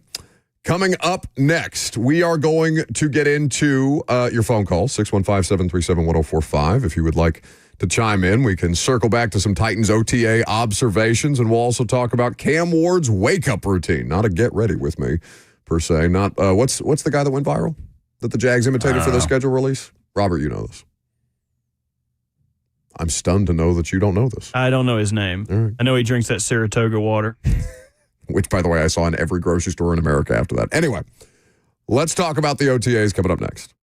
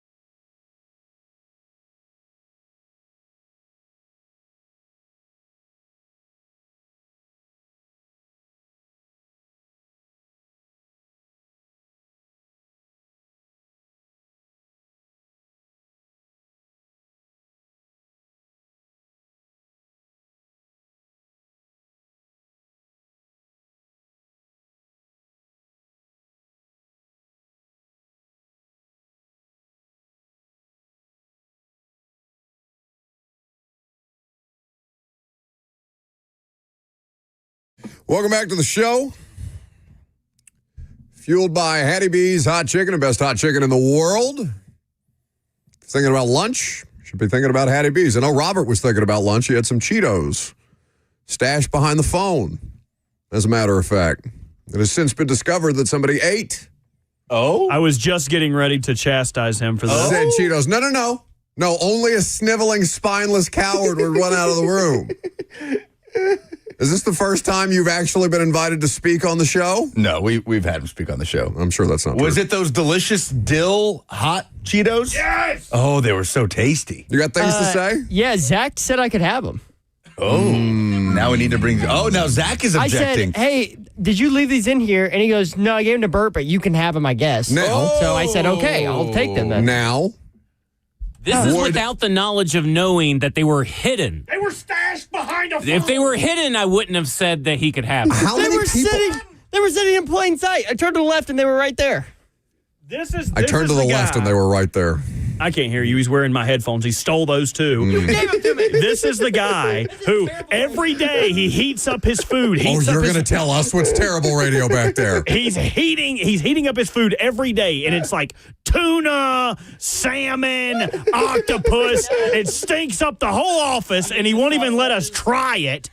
So I'm upset, and Joseph is not allowed back in the studio until 3HL starts. It seems you're just keeping the entire 104.5 The Zone cast back there. There was like 6 different voices. Zach appeared out of nowhere, just dropped from the sky. So let me ask the room a question. Would a person who ate somebody else's food, unknowingly or not, if they were going to take responsibility, do you think that they would, A, say, yeah, that's my bad, I'm sorry, I'll get you another bag of Cheetos? Or do you think they would immediately point to another person who said, he told me I could? B. Uh-huh. I'm just saying. What were we supposed to talk about Those here? are some tasty Cheetos, too. the pickle, the hot He's pickle legit Cheetos. pissed. I don't think well, because he immediately started lashing at us like, Joseph never shares his smelly, awful food with us. This is coming off the heels of finding out that Joseph decided not to invite anybody to a crawfish boil he was having. What? Yeah, he had a huge crawfish boil, invited only 3HL, which turns out they had to invite themselves, apparently, because he didn't even have the decency to do that. He hosted it? He hosted it over the weekend. And Slay doesn't even eat crawfish, which is a whole nother rant I could go on about not eating seafood. But, we didn't even get invited to that. And I'm sharing, I buy Cheetos, I buy tacos, I buy food, bring leftovers in. They called you a crawfish. snack daddy the other day. I am the snack daddy. He is snack daddy. Snack daddy. Oh, I'm so offended. Just snack it, daddy. Just step back and snack it. Okay, yeah, you have to let him sit in it. You can't immediately make up for the awkwardness by just running it over and saying, oh no, it was a joke from earlier, I swear to God. All of you get the hell out of that room. There's 7,000 people in that room. Send them all to the shadows. Shadows! God. That made me cringe. Yeah, it was tough. I once warmed up salmon in the microwave in the break room. And Tyler... What is wrong with you? I will never do it again. Of course not. Tyler Reese, across the way there, of WKDF, made me feel so horrible.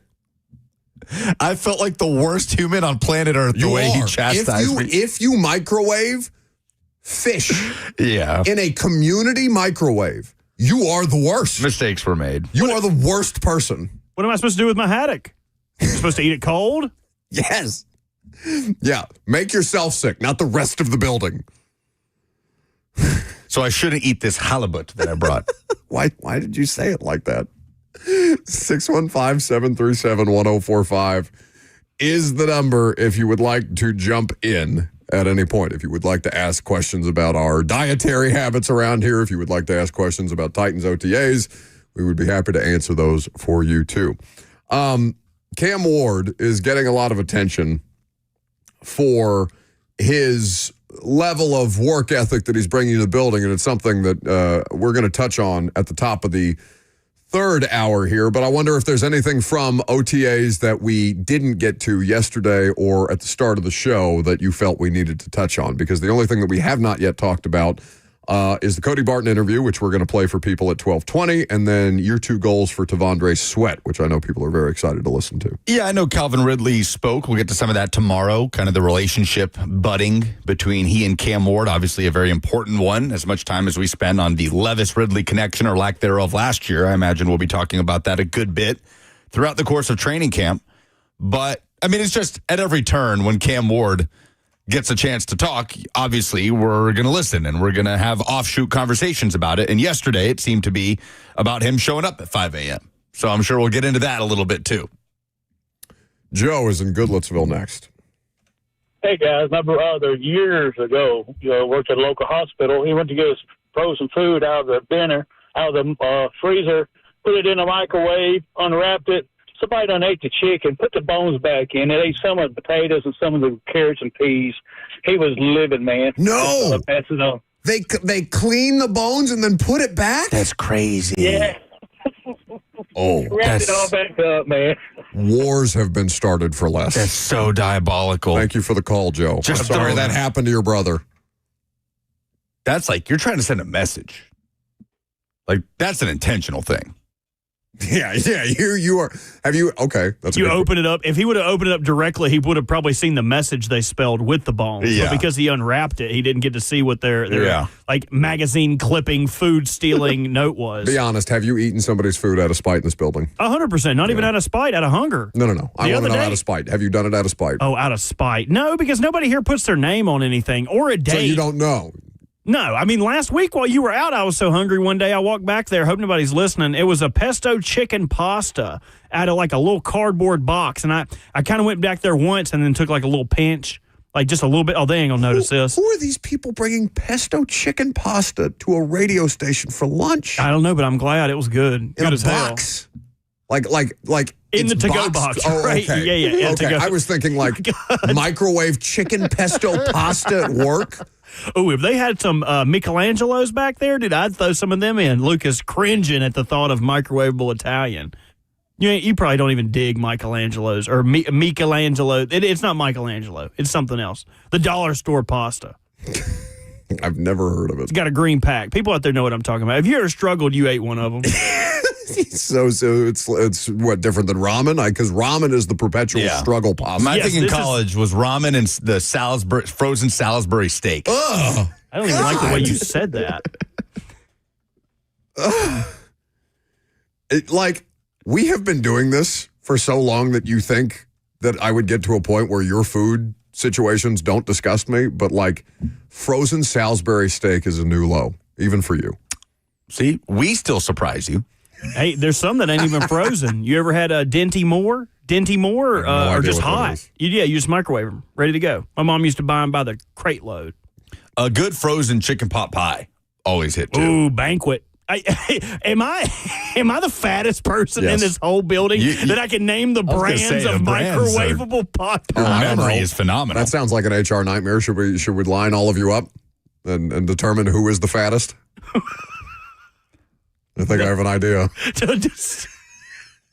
Stop it. I'm Buck Rising. It's 104.5 The Zone.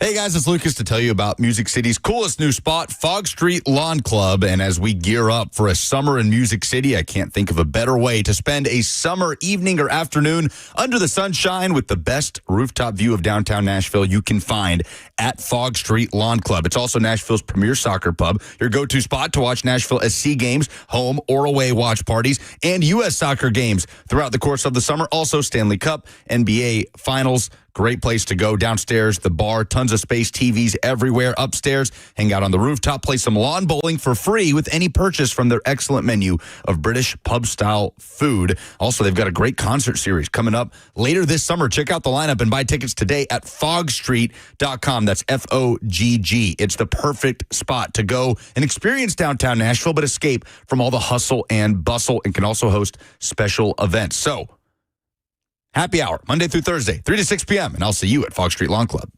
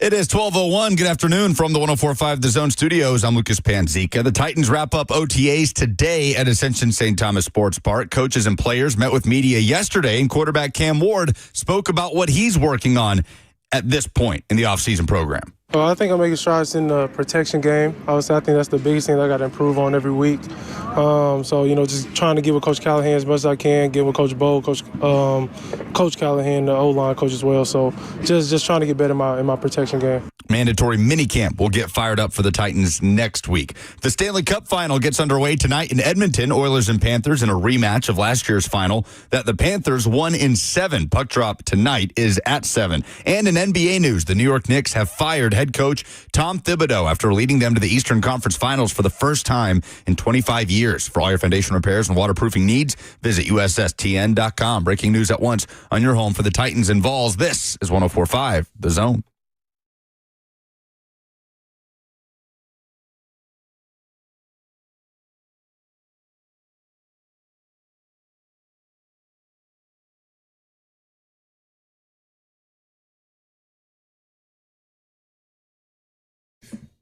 Final hour is upon us. Show's moving fast on this Wednesday. We're happy to have you, whether you've been sticking around and kicking it or if you're just now jumping in. Thanks for doing it.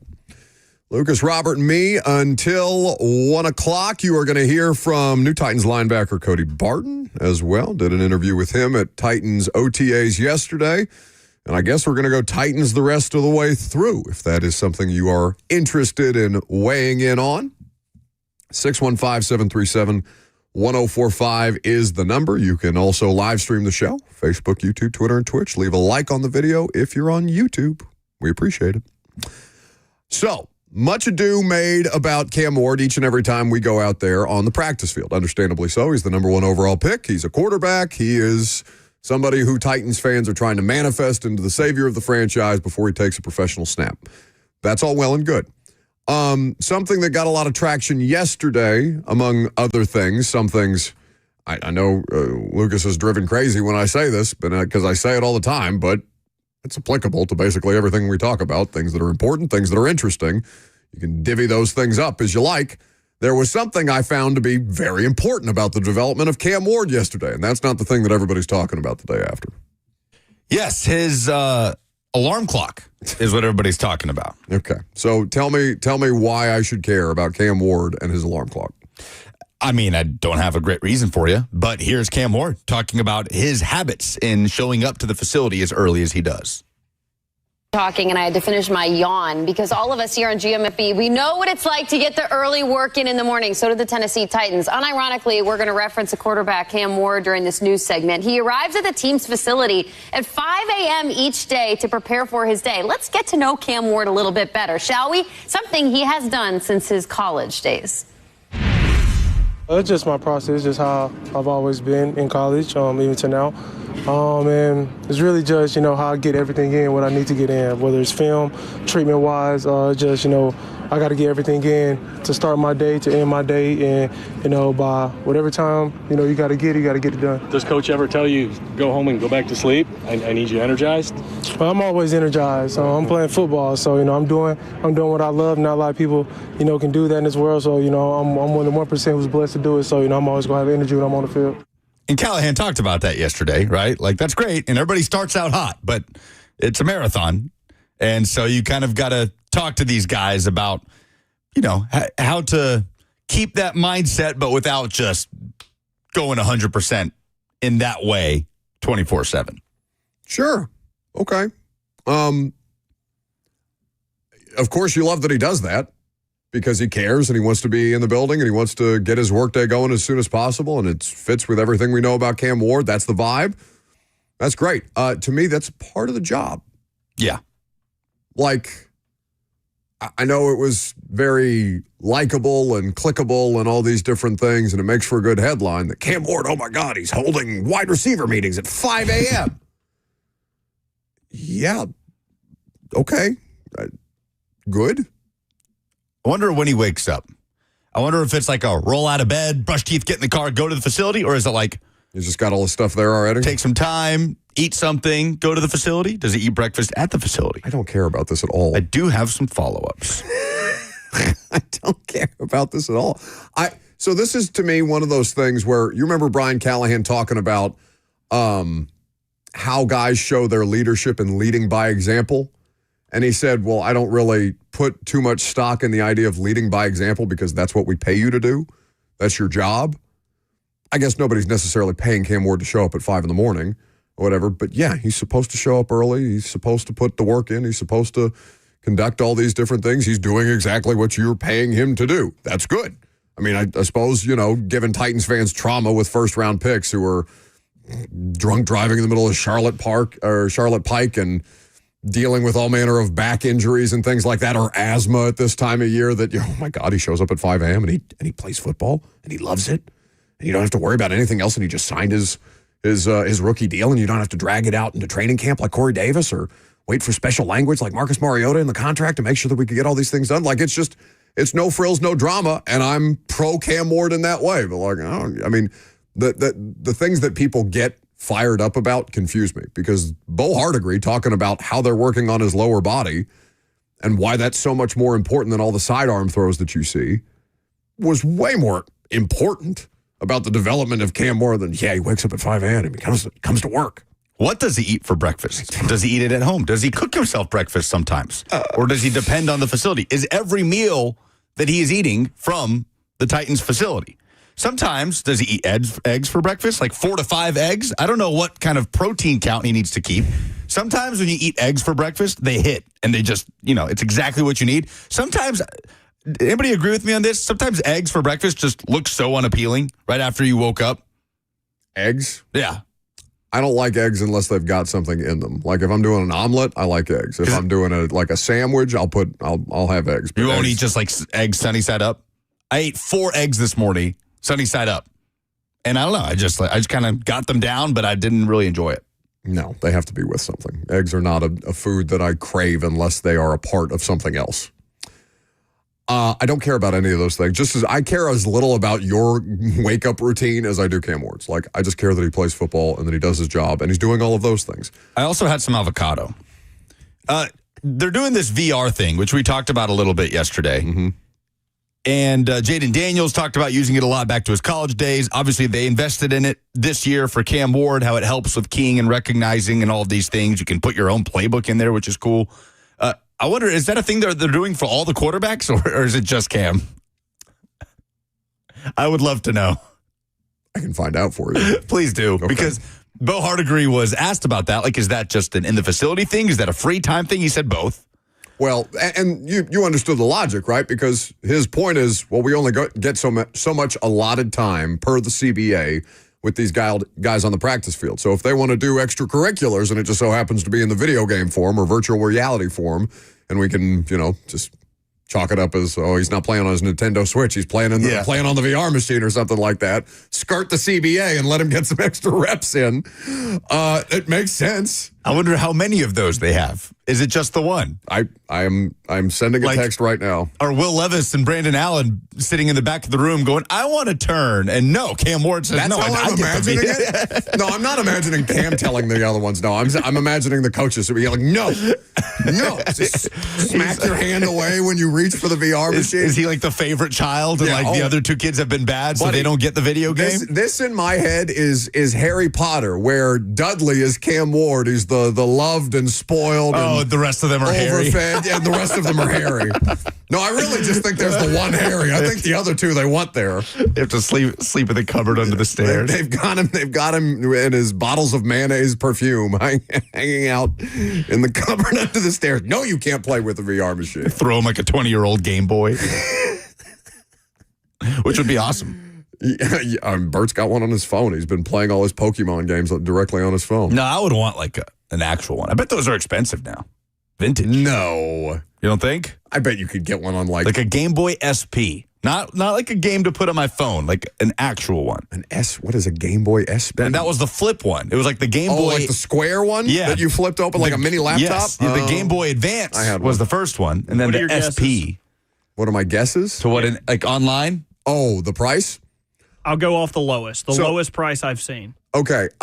So we're betting on. So we're guessing like a Game Boy Color, like because that's in my head that's a Game Boy. Okay, in the evolution, it was Game Boy Color, Game Boy SP. Game Boy SP was cool because it had a backlit screen that you did not have to have a light on to see it. I bought a light attachment for my damn Game Boy Color. Same. Yeah, everybody had that little light. What a racket! They were onto that before Apple and all the changing chargers that they charge us for. All right, I'm going to say. There we go. There it was. What was that? That was like half a bell. The end of the stock exchange. You want to play the full guess? thing? I just watched the movie Wall Street for the first time. You told us this the other Fantastic day. Focus. movie. I'm going to say $80. I am going to say a Game Boy Color, new or used? Game Boy SP. Oh, SP, new or used? Used. Obviously used. I don't think they're making them. Yeah, if they were still in the box, it would be much more expensive. $40. $80 on the dot. What? On the dot? He had it up. No! Yeah, I thought he did too. I'm looking at his screen. You can see my screen. I've got the YouTube up. Plans. I have John Gruden's Wikipedia page for some reason. Twitter, the grid, and my email. Oh, goodness. That's how bored I am of talking about Cam Ward's wake-up routine. 615-737-1045 is the number. So let's talk about some things that do matter, like how the defense is shaping up, the off-ball linebacker competition, and year 2 goals for Tavondre Sweat. You'll hear my sit-down with Cody Barton, new Titans linebacker, coming up next.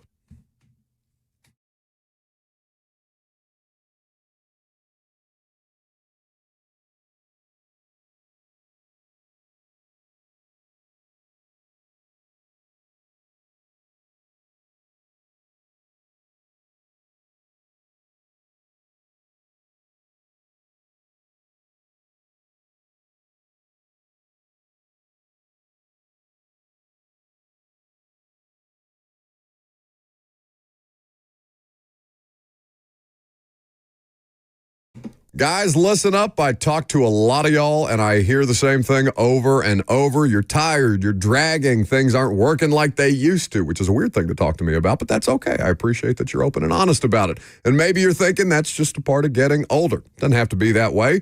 That's why I want to tell you about the Tennessee Men's Clinic, because these guys don't do guesswork. They make it happen.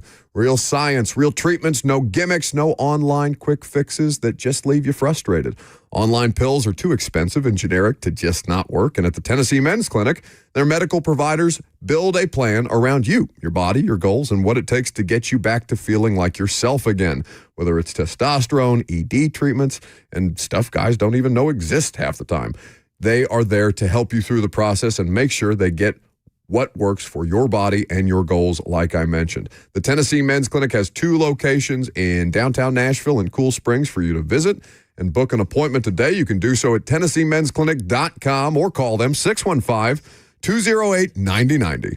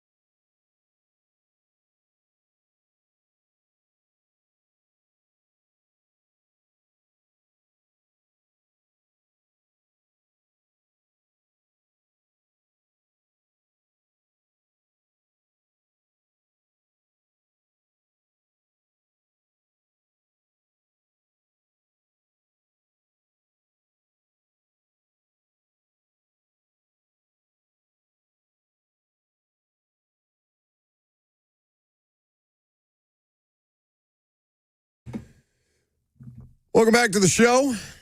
Fueled by Hattie B's Hot Chicken, the best hot chicken in the world. 615-737-1045, the number. Jump on in there if you want. Eric in Springfield wants to chime in before we get to Cody Barton and talk a little bit about Tavondre Sweat. Some interesting stuff to come out of OTAs yesterday. With the big fella, let's start with Eric. What's up? Hey, what's going on, man? So, Buck, I love the show and all that, but I just can't deal with this negativity I'm hearing, man.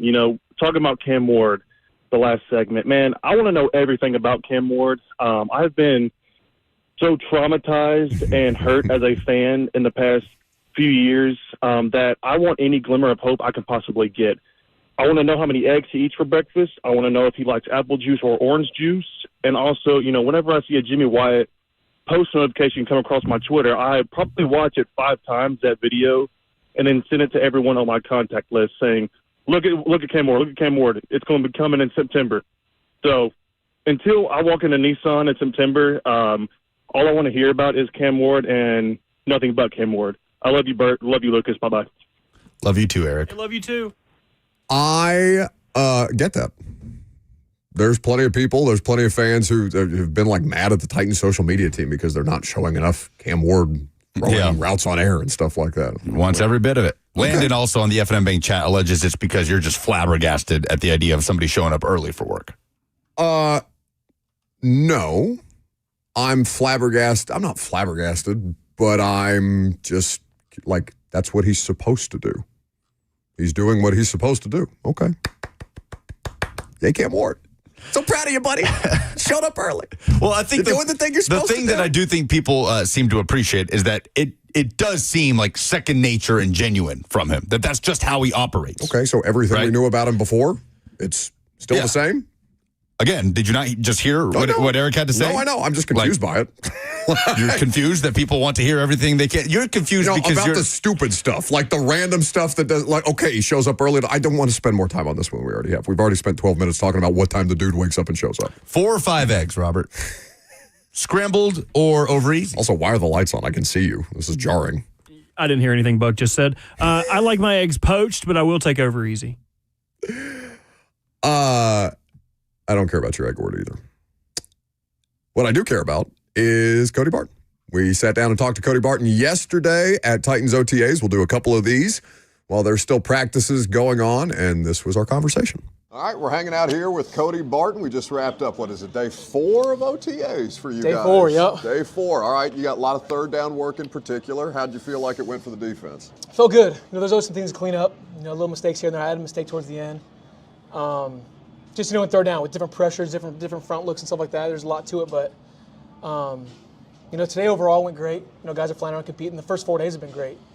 Guys are really competitive, high energy, and just it's been a lot of fun. Yeah. How'd the quarterbacks handle all the different looks you guys were throwing at them? They did good. Denard put some guys in a blender every once in a while now. I mean, for how much stuff we had in today, there was a few times where it got them. Yeah. Which first day it's going to happen, but overall. It's been a battle back and forth. We've been coming up with blitzes. They've been shutting it down. We're trying different stuff. We'll get them on one thing. You know what I mean? It's just the back and forth. It's been fun. Yeah, no, it's been fun for us to, we've only been able to see you guys for a couple of days out here when it's open, but it's been enjoyable to watch the back and forth. And it doesn't, you try not to assign too much to one practice or any one thing, but I know it's about, just watching what you can after a day of work and going back there and correcting the mistakes. And you're old hat at this point, but you got a lot of new dudes running around out here on defense. How's the dynamic with you as somebody who's new to the building, but also understanding there's a ton of new dudes to this building as well? Yeah, I mean, the dynamic's been good overall. The guys who are already here, very accepting of the new guys. They got a good locker room here, good culture, good camaraderie amongst the guys. And then for us new guys, we've just fallen right in and just, it's been clicking pretty quick with the guys. At this point, it's only been 4 practices, but it feels like we've been here a lot longer than that. You know what I mean? Like the way we're all communicating, playing together, and we got a long way to go, just like everyone else. But the way things have gone so far has been it's been great. Yeah, you talked about this at your podium session 2 weeks ago, 3 weeks ago, something like that. And just for the audience that may not have caught that, why here? There's always opportunities, and money is a factor in anything, but you try not to assign too much to anything like that. Why the Titans for you? They kept me strong and heavy on the first day of free agency, which to me was a good sign of them, wanting me as their guy, their belief in me.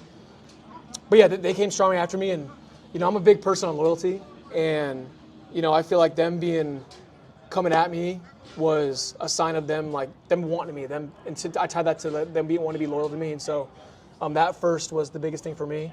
Obviously, the money was good, but also looked at the scheme a little bit, and similar to what I was in last year, and that aggressive style just fits me in the way I play, and all of it kind of came together, and it's kind of it's been great. What was it like playing for Vance Joseph? Because he's somebody who's been around the league for a long time, very, very well respected. I'm honestly shocked he hadn't got another crack at a head coaching gig just yet. But just the dynamic there and seeing what you guys were able to build in Denver, and now obviously you're starting a new venture here. Yeah, playing for him was awesome. Love Vance. Very similar styles from Denver to here. Both aggressive, both matchy, and just, that was also, like I said, a reason I wanted to come here. Those similar styles. Last year was the best year of my career up to date, and I wanted to keep the thing rolling. Sure. And like I said, I'm just very blessed to be here and excited, and that they came after me strong, and I'm tight. Absolutely. Hanging out with Cody Barton here after day 4 of OTAs at Ascension St. Thomas Sports Park with the off-ball linebacker competition around you, right? Obviously, they brought you in here for a reason, but there's a lot of different moving pieces and parts, and you guys aren't in pads yet, so you try not to get too ahead of yourself. But with the young guys that you're working alongside and dudes who have maybe a year or two of experience and stuff like that, what can you tell the audience about the different kinds of dudes who you're working with right now in the room? Yeah, right now, going out has been me and James Williams. Yeah. Tall, big athlete, converted safety. Looks like a predator out there, man. Yeah, dude's big. Big, smooth athlete, is rangy, but plays in the box very well. Another Mike playing with me is Cedric Gray, very tough, physical guy. He's gonna hit somebody. You know what I mean? Very aggressive guy. Other guys, we just got a guy from the Saints, Anthony Anfroni, I think is how you say it, Orgy. Anfroni, yep. Yeah, no disrespect, bro. I just call him Orgy. But another Mike, actually kind of can play both. I know they got Mike a little bit, but just a big, strong athlete. Explosive guy. Amari on the other side, coming from the Raiders, good athlete, smooth guy, ex-safety as well, and former ex-safety in my young college days. Yeah. At Utah. Yeah, Utah. You did that much homework. Yeah, there you go. That's not a hard one. Who else am I thinking? I'm missing. Curtis James. Yep. Coming from the Patriots, good big athlete, strong dude. David Benda, the rookie, good player. Then Otis, huh? Oh, my bad. Yeah, and then Otis. He's just got to get some love where he can. He's not getting enough attention over there. But the room's full of good young athletes. They're young guys. They're still learning, and it's actually helped my game too. Because while I'm learning the defense, they're helping me learn the defense, and I'm also helping them on the defense from my perspective. Because I've been in some different schemes, and so it's just a lot of back and forth in the room, helping each other. And as young as they are, they're picking up things quick, and they're as a whole group moving. We're all moving the right way.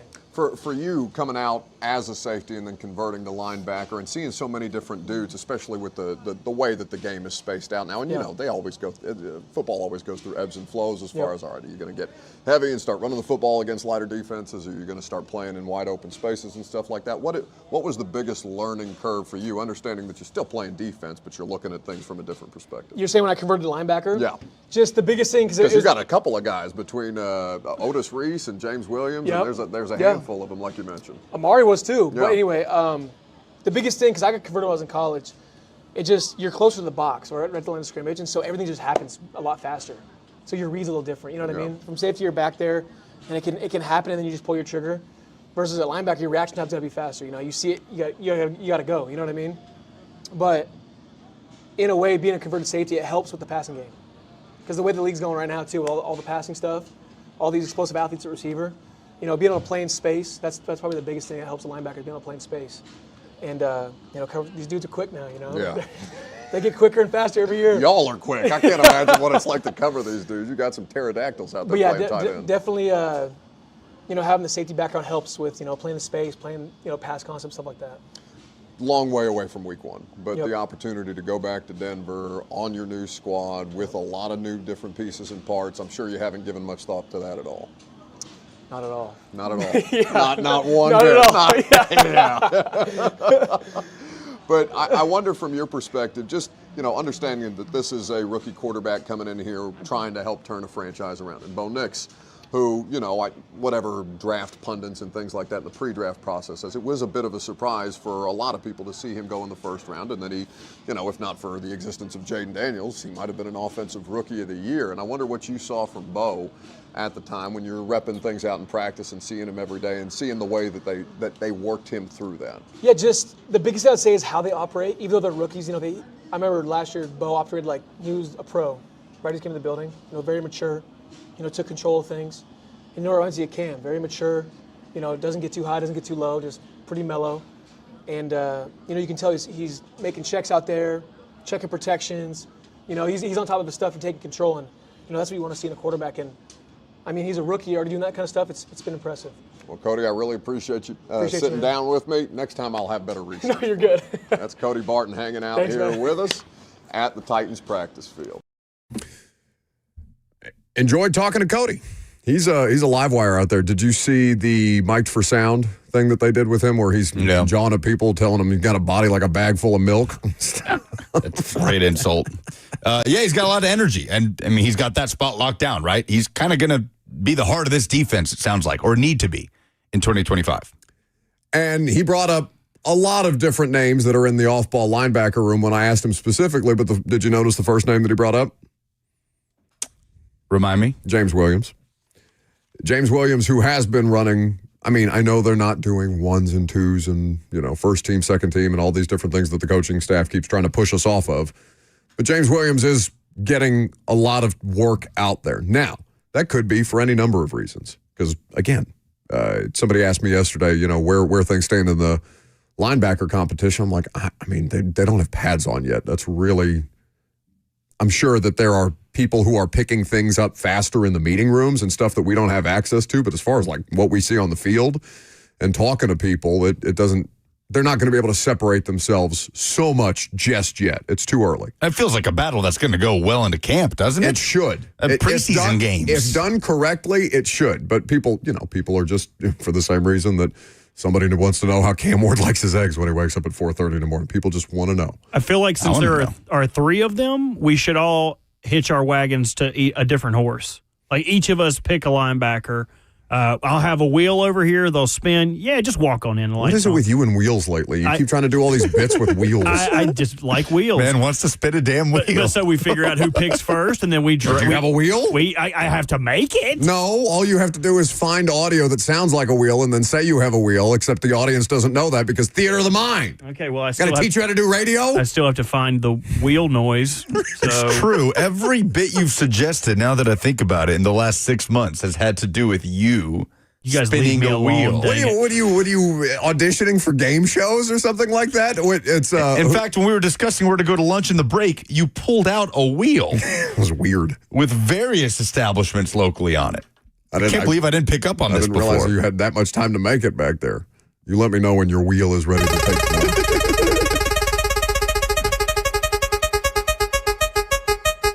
Come on! Yeah! I got the first pick. Eddie B's for lunch. No. Well, yes, but what? Wait, why? Okay, who are you picking? And are we going, which way are we going? We going your right or your left? We got to spin a wheel again. Oh, my God. Come on. Daddy needs a new linebacker. Oh, cool. I got the first pick again. Okay. I am going to pick James Williams. I like them long arms. I like that he got brought up in the first week of OTAs. I'm going to pick James Williams. All right, now we have to spin to see who goes next. Hold on.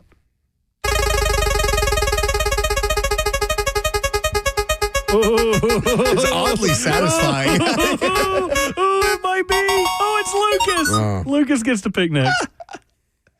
James Williams.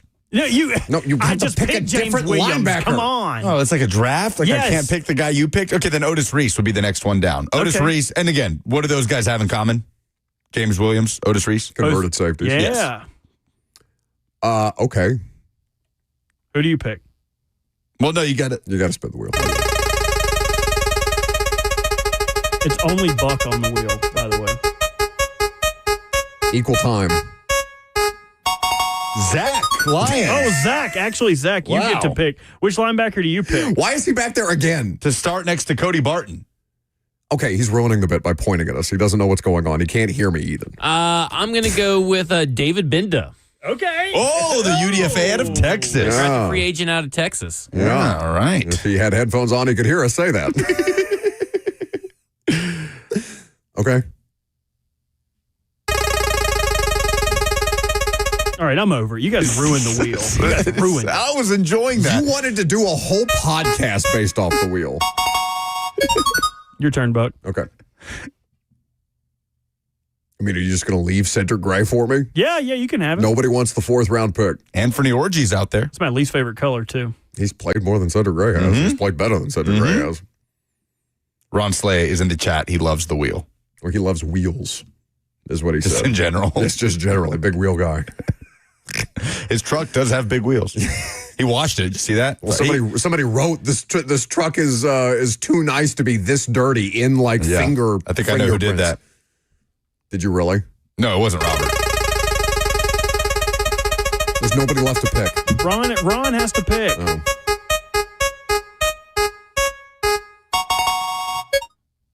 All right, Sly. Ron's turn.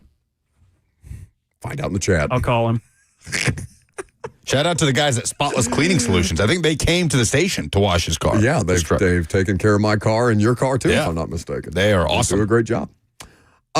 So I think that it's interesting that nobody wants the guy that was picked in the 4th round last year, who was theoretically supposed to be a starting linebacker, and now he's behind David Benda, the UDFA out of Texas, according to and Zach. It's not like Zach is just throwing stuff out there. I know Mike Herndon, maybe Mike can't be objective about Texas players, I'm not sure, but Mike Herndon was very high on him throughout the scouting process. Slay, who are you picking in the linebacker competition? Big bucks, no whammies. Mine landed on free spin. I want to use my free spin. You don't get a free spin. No. Yeah. Come on. LeBron needs shoes. Yes. Cedric Gray. I want Cedric Gray. I already took Cedric Gray. No, he went before you. You're the only person who hasn't picked after Ron. Ron got to pick. Yes. Woohoo! Cedric Gray, baby. All right. All right, I'm Dad, outta here. go buy little I'm Ron new outta shoes. here. Go buy that boy shoes.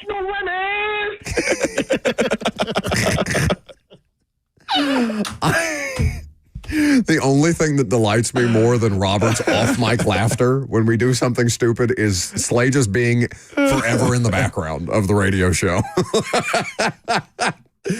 All right.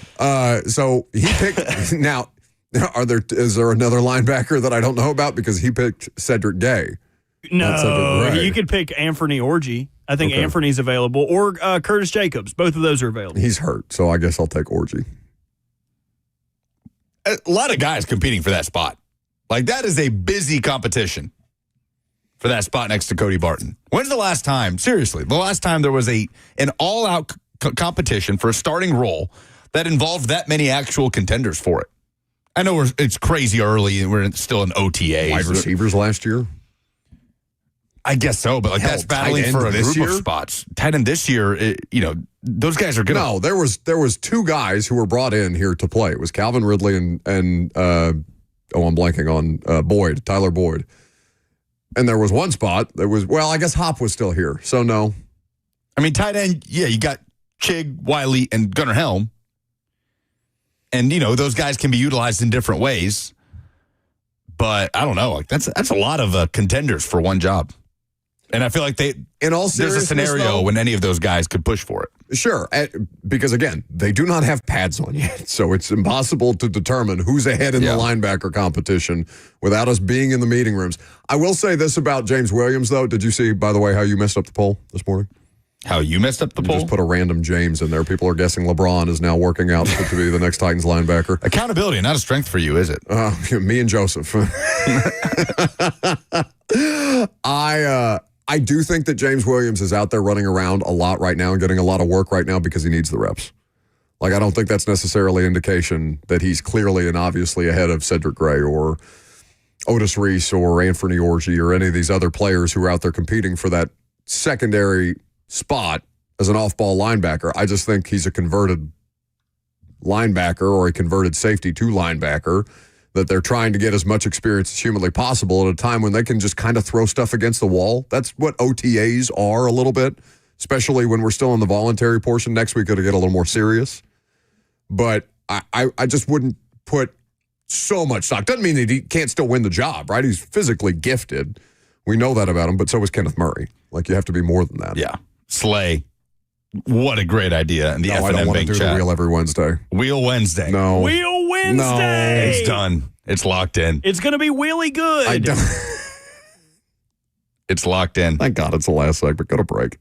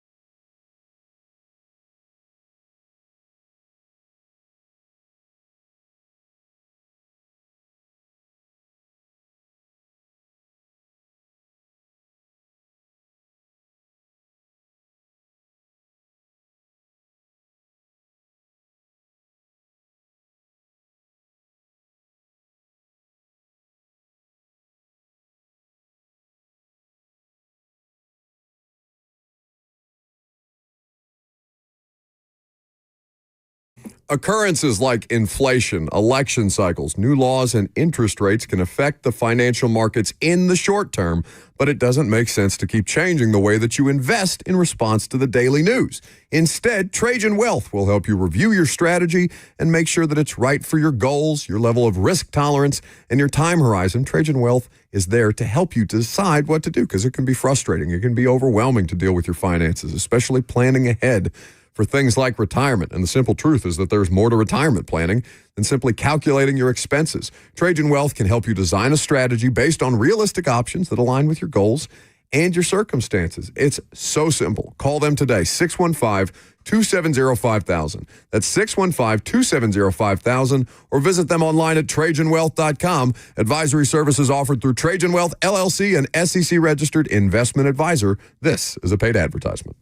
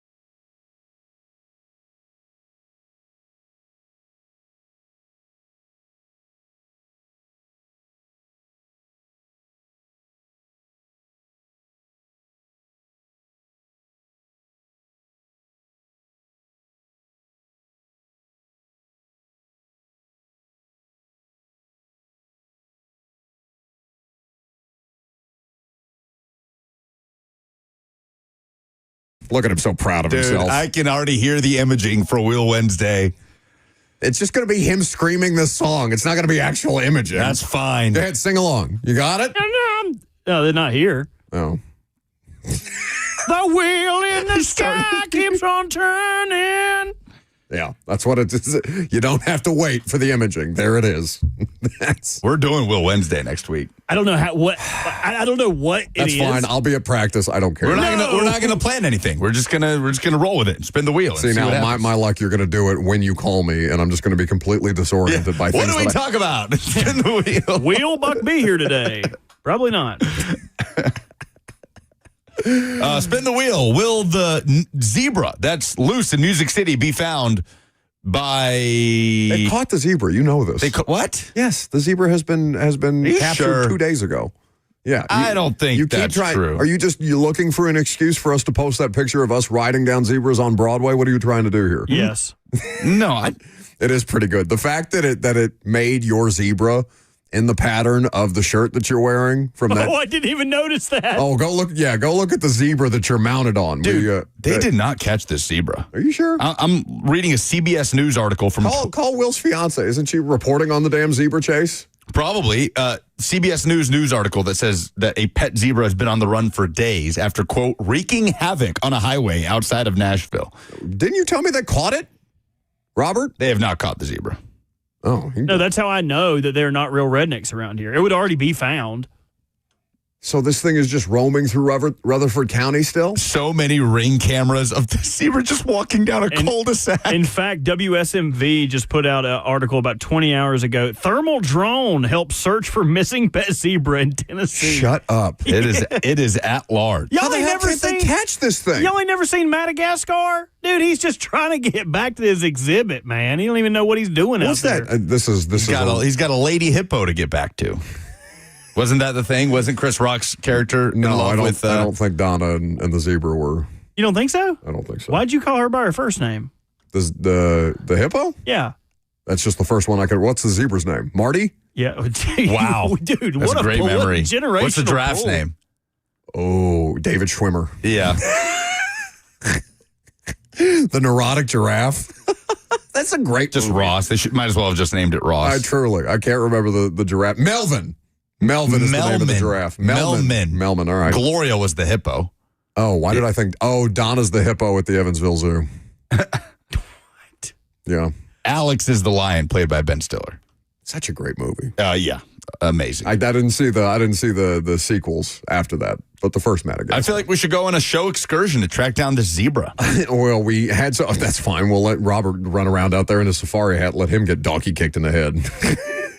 Mike just called up and said they got canine units looking for this Oh my thing. goodness! What are they gonna? They're gonna return it to its rightful owner. I hope not. This person has let this thing run loose in Murfreesboro for 3 days. Well, 4 listen, days. if they don't have a place for it to go, I know the perfect backyard. I hadn't mowed in like a week and a half, so he would be very happy back there. Yeah, Will has texted me. He can confirm it has definitely not been caught. So, how rattled would you be if you're just cruising down 40 and there's just a damn zebra in the right lane? I don't know. I feel like I've seen weirder things. There was 2 military helicopters like buzzing the tower yesterday at Titans practice, and they were low. It's like been that a couple was days now. Like, how far can a zebra get in a span of a couple I days? just hope it's okay. This Also, would think pretty these far. idiots Yeah. who are keeping these animals as pets, I don't wish any like actual harm to befall these human beings. Although maybe a donkey kick to the head by your pet zebra is appropriate, as long as it's happy. The zebra? Yeah. I mean, the zebra seems a hell of a lot happier running around Rutherford County than it does. Yeah, it seemed ready to get out of there. Yeah, it says something's going on with this zebra. At least it looked healthy at the time. So what do we do? Do we go on and do we don our safari caps again and head back out into the wilderness? There's only one way to find out. Let's ask the wheel. Come on. This is going to get so played out. I need it. No. We don't go looking for it. No? No. What do it we said do no. instead? Bare Polls? knuckle boxing? Oh. That's what I was trying to teep up. Play the damn polls. Why are we so bad? Impossible.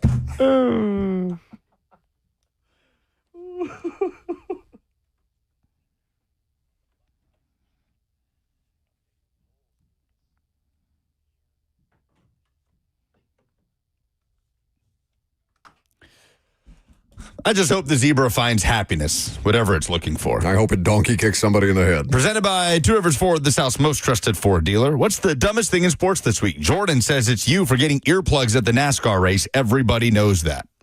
Again, my mea culpa is you don't need them at the Indianapolis 500, but obviously that's a much bigger track than the Nashville Superspeedway. So next time, I'll know. Johnny says the Steelers expecting Aaron Rodgers to show up to OTAs, even though he hasn't signed a deal. Steelers are wheeling and dealing a little bit. Did you see that they have renewed conversations to trade for Jonnu Smith? Did you pause or did you burp? I was trying to pull up the article. Okay. It took a little long. Yeah, no, they have not traded Jonnu Smith from Miami to Pittsburgh, but they have started the discussions again, I guess. Because we learned from Adam Schefter yesterday that Donald Parham Jr. suffered a torn Achilles during OTAs that is likely to end his season.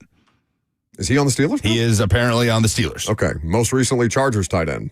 Yes. Wasn't he just there last year? Yes. He was there a minute ago. He broke his neck, was out for a little bit, came back. Goodness. Anyway. What a rash of injuries for Parham Jr. Brutal.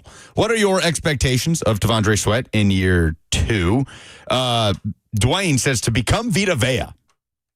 That actually is such a fun thing to imagine because, maybe you don't line T'Vondre Sweat outside on a tackle the way that Vita Vea did against Andre Dillard when the Titans went to Tampa last a couple of years ago. But Brian Callahan, we'll talk about this a lot more tomorrow. Brian Callahan said the next step is him learning how to legitimately generate pass rush from the interior.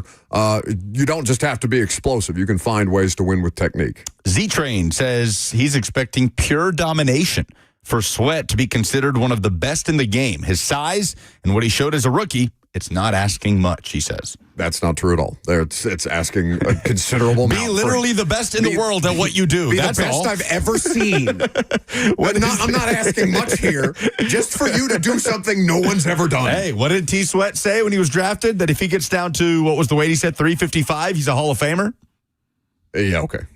What is the NFL equivalent of the Knicks firing Tom Thibodeau? John says Jim Caldwell with the Lions years ago. He had them playing better and better each year, got to playoff games, and was a few blown calls away in Dallas of winning that game and got fired for Matt Patricia. Yeah, terrible decision. The Mike Mularkey comparison is probably the best one we can do locally, although somebody brought up Laviolette, and I don't know. That felt like it had come to an end. I don't know. The Tony Dungy one is an interesting one. Tony Dungy is also a good one in Tampa. Yeah, and then John Gruden won a Super Bowl after that. Who do you want to win the linebacker spot next to Cody Barton? Otis Reese, James Williams, or Cedric Gray? 54% of the audience are saying they want Cedric Gray, the former draft pick out of North Carolina, going into the second year. You spent a fourth-round pick on him, and you can't afford to just continue to, shrug off draft picks. Well, James just Williams because you fired the guy who drafted them. 30% said James Williams, 15% said Otis Reese. James Williams was a 6th-round pick. He was 6th or 7th. Out of Miami. Remember. And either way, he was not a 4th-round pick that everybody looked at last year. Like, can this guy start? It's a wide open battle. That's what Denard Wilson said. I mean, is there? I understand it's a 4th-round pick, but is there that much of a difference when you get to year 2 of 4th-round pick and 6th-round pick with crazy high athletic upside? Yeah, is one capable of playing the position at a higher level or the other? Are you just going to get caught up in the other one who's big, fast, and strong? I mean, I'm saying at this point, I don't really care where they were drafted. They were both drafted, and they're both on a level playing field. Somebody who's drafted by this organization to start contributing at a meaningful level that's, that doesn't just excite you with potential. Because what James Williams screams to me is, that guy's got potential. That guy's got upside. And maybe it translates into something, and maybe it doesn't. Yeah, he'll have to win the job. What you hope is that whoever wins the job doesn't win it for lack of options, right? Wins it because they earned it and they were the best option. They've got bodies. I don't know if they have options. Those two aren't the same things. Those are the polls. All right, very good. It was a fun show. Check out the podcast if you missed any of it. I'm sure Robert will post Walker Zimmerman and Cody Barton on the YouTube channel, so you can go back and peruse those if you're so inclined. Have a great rest of your afternoon. I'll see you on Primetime tonight.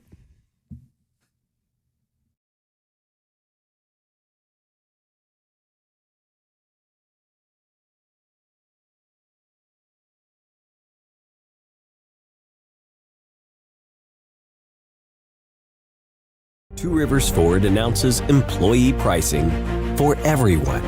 Every tradesman, every dad, every rising star. You pay what we pay. Two Rivers Ford.